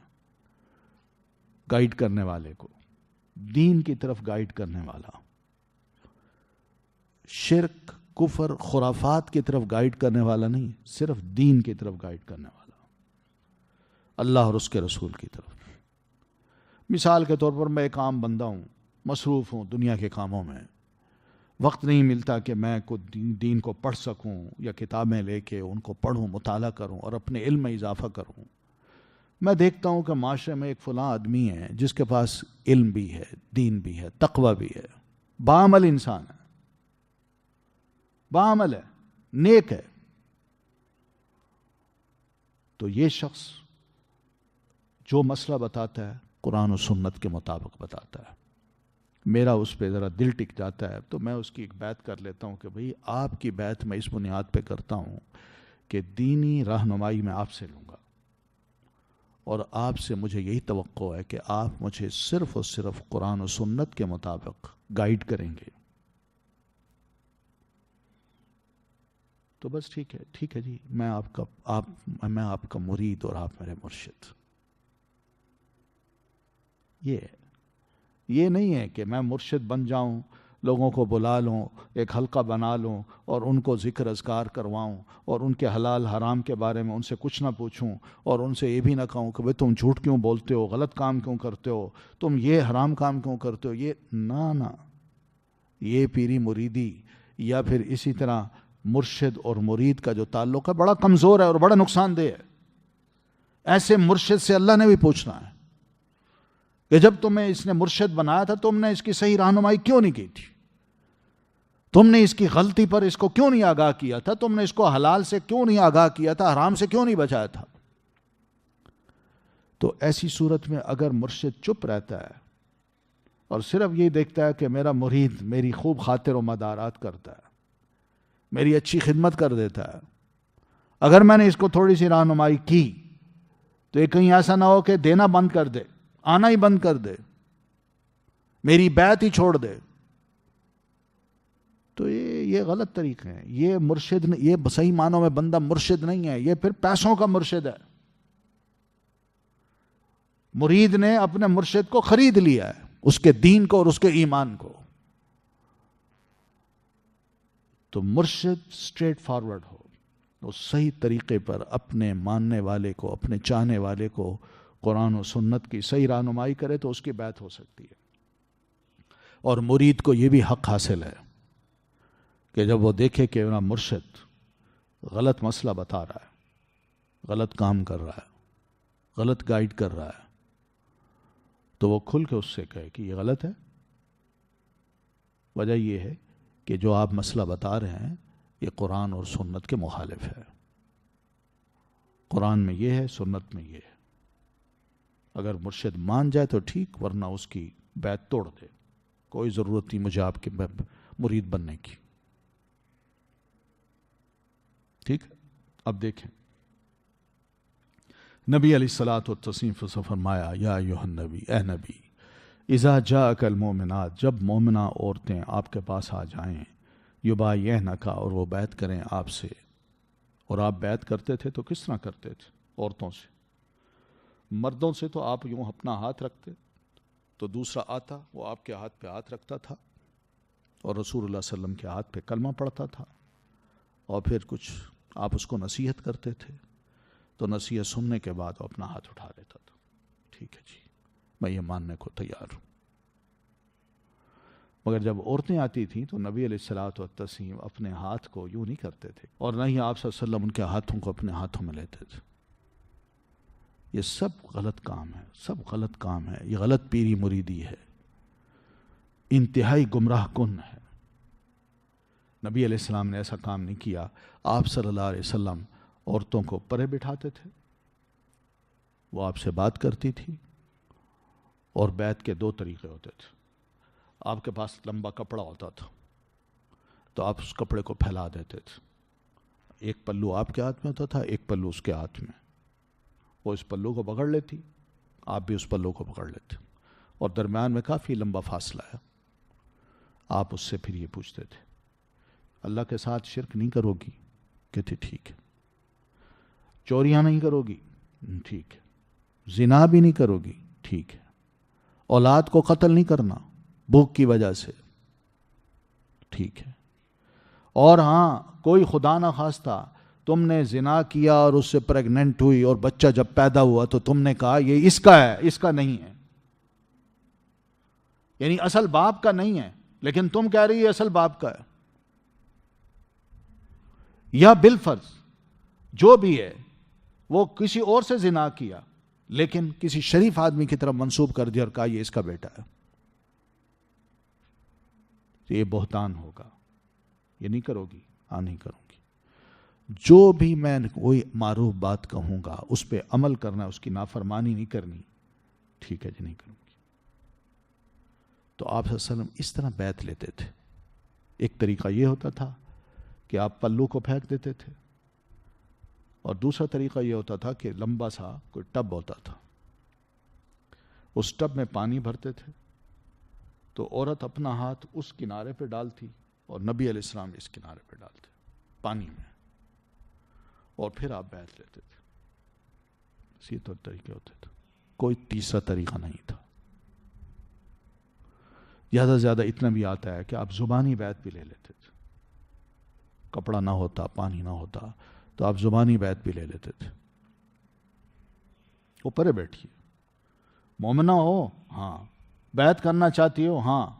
چلو وعدہ کرو کہ اللہ کے ساتھ کسی کو بھی شریک نہیں بناؤ گی، کوئی شرک نہیں کرو گی. کیونکہ عورتوں میں ہوتا ہے چھوٹی چھوٹی بات پہ وہ تعویذ، گنڈے، کالے دھاگے اور معلوم نہیں کیا کچھ خریدنے کے لیے نکل پڑتی ہیں کہ تعویذ یہ ہے جو مجھے بیٹا دے گا، تعویذ یہ ہے جو یہ کام کرے گا، کالا دھاگا ہے، کالا پتھر ہے، یہ چیز ہے، وہ دم جھاڑ ہے، اس سے ہی کو میرے جو نصیبے پھوٹیں گے.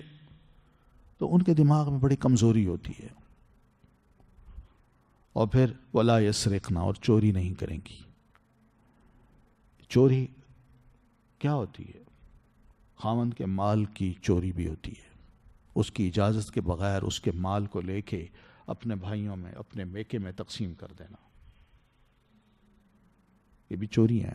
مال کو، کوئی بھی خاوند کا مال گھر میں پڑا ہے تو عورت اس کی امین ہوتی ہے. اس عورت کا فرض یہ بنتا ہے کہ اس کے ایک ایک مال کی حفاظت کرے.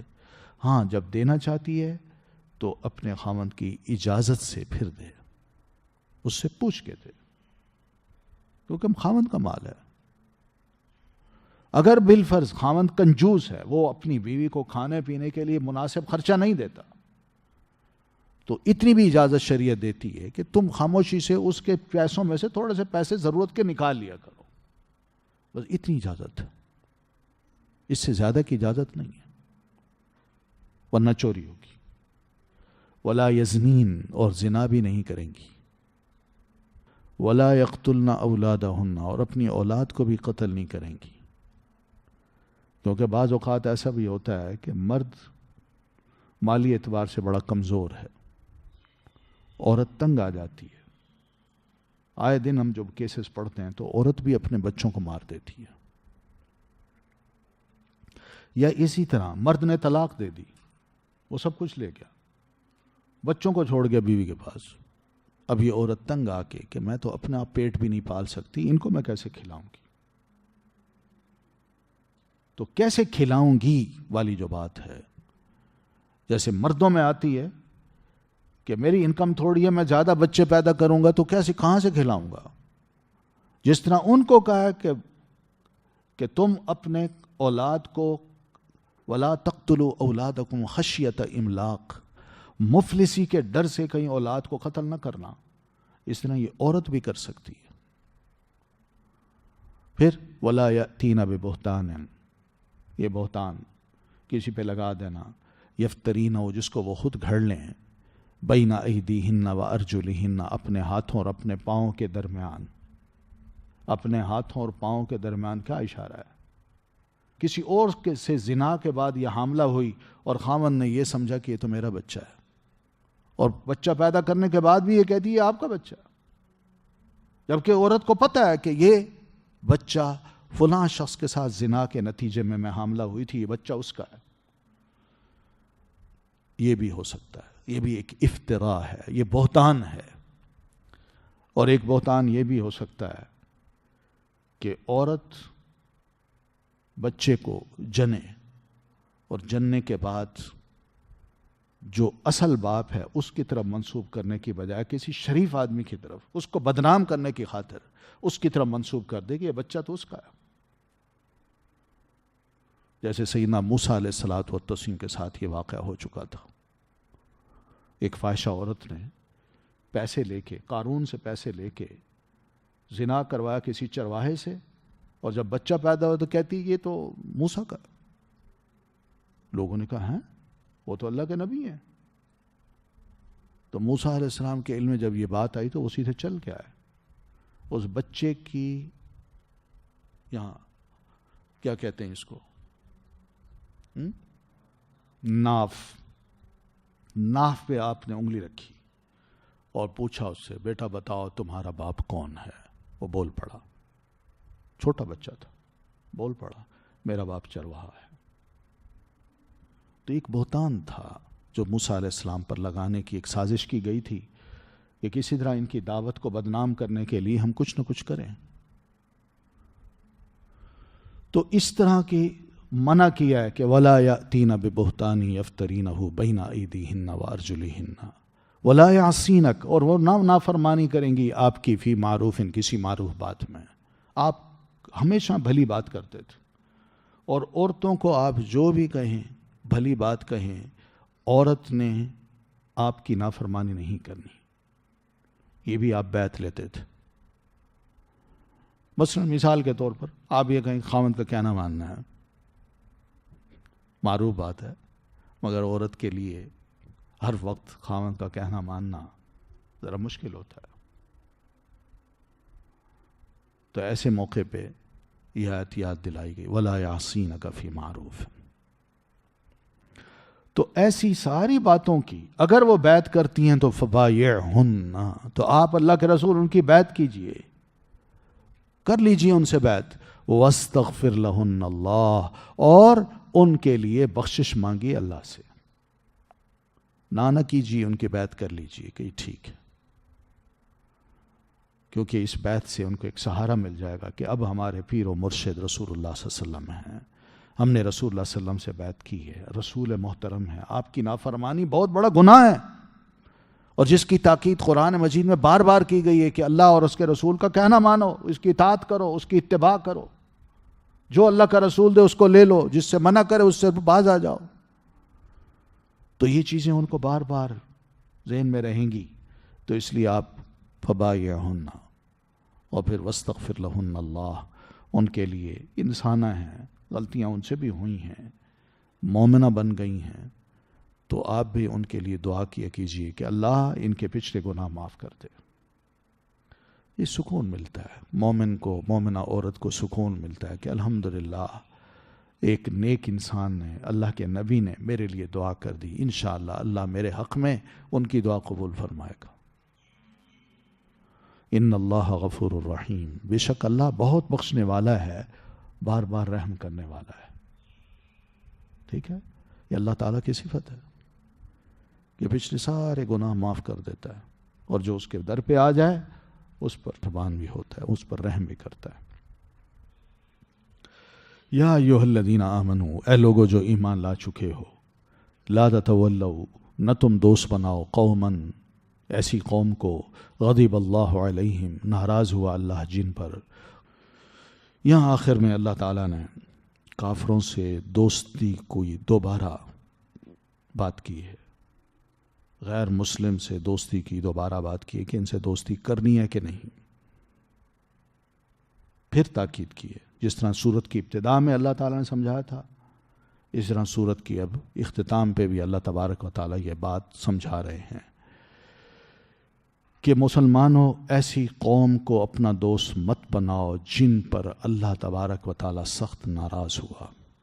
یہ سارے جو کفار ہیں یہ ان کے لیے بات ہے، سب شامل ہیں اس میں، چاہے وہ مشرک ہیں، چاہے وہ منافق ہیں، چاہے یہودی ہیں، چاہے نصرانی ہیں، ان سب پر اللہ تبارک و تعالی ناراض ہوتا ہے، خوش نہیں ہوتا. صرف یہ مراد نہ لیا جائے کہ اس سے مراد یہودی ہیں،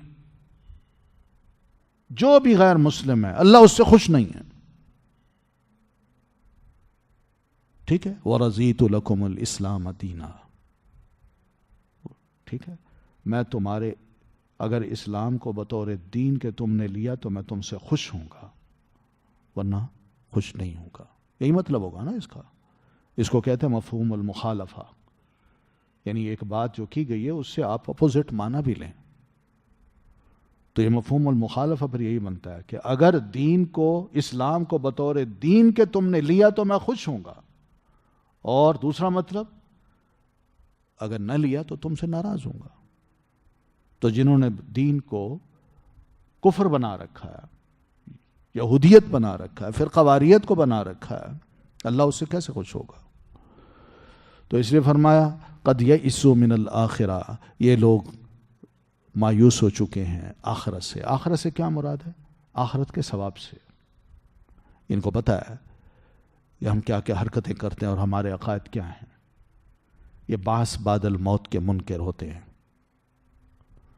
جن کا ایمان اور عقیدہ نہیں ہے کہ ہم دوبارہ مر کے دوبارہ زندہ ہوں گے، قبروں سے ہمیں دوبارہ زندہ کیا جائے گا، بس ختم ہو گئے، مٹی مٹی ہو گئے، فنا ہو گئے. تو ایسے لوگ جن کا عقیدہ یہ ہو، ان سے تم کیسے اپنی دوستیاں گانٹ سکتے ہو؟ ان کو کس طرح تم اپنے بہترین دوست بنا سکتے ہو؟ یہ تو آخرت کے ثواب سے مایوس ہو چکے، آخرت کی نعمتوں سے بھی مایوس ہو چکے، اس کے یہ قائل ہی نہیں ہیں کہ جنت ہے دوزخ ہے. جو بعث بعد الموت کا منکر ہو اور حساب کتاب کا منکر ہو، تو بتائیے ان سے دوستیاں رکھی جا سکتی ہیں؟ تو بہرحال یہودی بھی ہیں، عیسائی بھی ہیں، منافق بھی ہیں. انہوں نے اپنے سارے عمل دنیا کے لیے کیے ہوتے ہیں، آخرت کے لیے نہیں کیے ہوتے.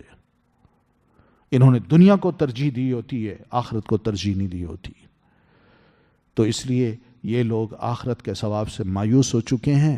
کما یئس الکفار من اصحاب القبور، جیسا کہ مایوس ہوئے کافر قبر والوں سے. یہ کیا مطلب ہے؟ اس کے بارے میں علماء لکھتے ہیں کہ اس کے مفہوم دو ہیں.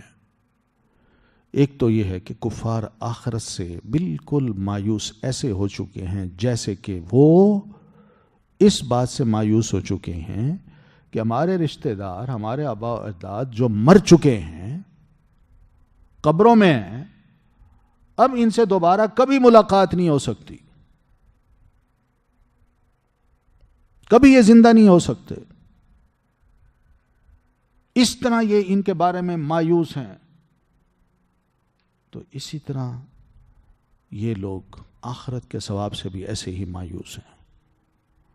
وہ یہ سمجھتے ہیں کہ جو مر گئے ان کو دوبارہ اللہ نے کبھی زندہ نہیں کرنا.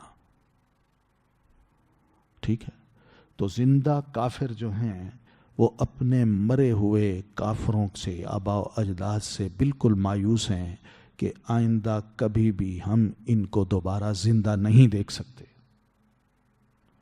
اور دوسرا معنی یہ کیا ہے کہ جو زندہ کافر ہیں وہ آخرت کے ثواب سے مایوس ہیں، آخرت کی عزت سے مایوس ہیں. جس طرح کے کافر جو ہیں وہ مردے جو قبروں میں ہیں ان کے بارے میں ہر خیر سے مایوس ہیں. کہ جو نیک لوگ ہیں، پچھلے انبیاء کرام ہیں، اولیاء ہیں، زاہد ہیں، عابد ہیں، علماء ہیں، تھے مومن سارے، وہ فوت ہو گئے. وہ کہتے ہیں ان کو بھی کوئی خیر نہیں ملنی، یہ بھی ختم ہو گئے، یہ کوئی جنت میں نہیں جائیں گے، کوئی جنت دوزخ نہیں ہے. تو یہ دونوں مفہوم کیے ہیں. تو مسلمانوں کو فرمایا کہ یہ لوگ جن کا عقیدہ اتنا خراب ہو، ان سے تم دوستیاں کیسے کاٹ سکتے ہو؟ دھیان کرو، ان سے دوستیاں نہیں رکھنی.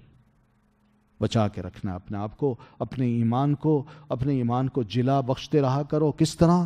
مسلمانوں کے ساتھ دوستیاں کر کے، اللہ کے ساتھ اور رسول اللہ کے ساتھ دوستی کر کے۔ سبحانک اللہم و بحمدک، اشہد ان لا الہ الا انت، استغفرک و اتوب الیک۔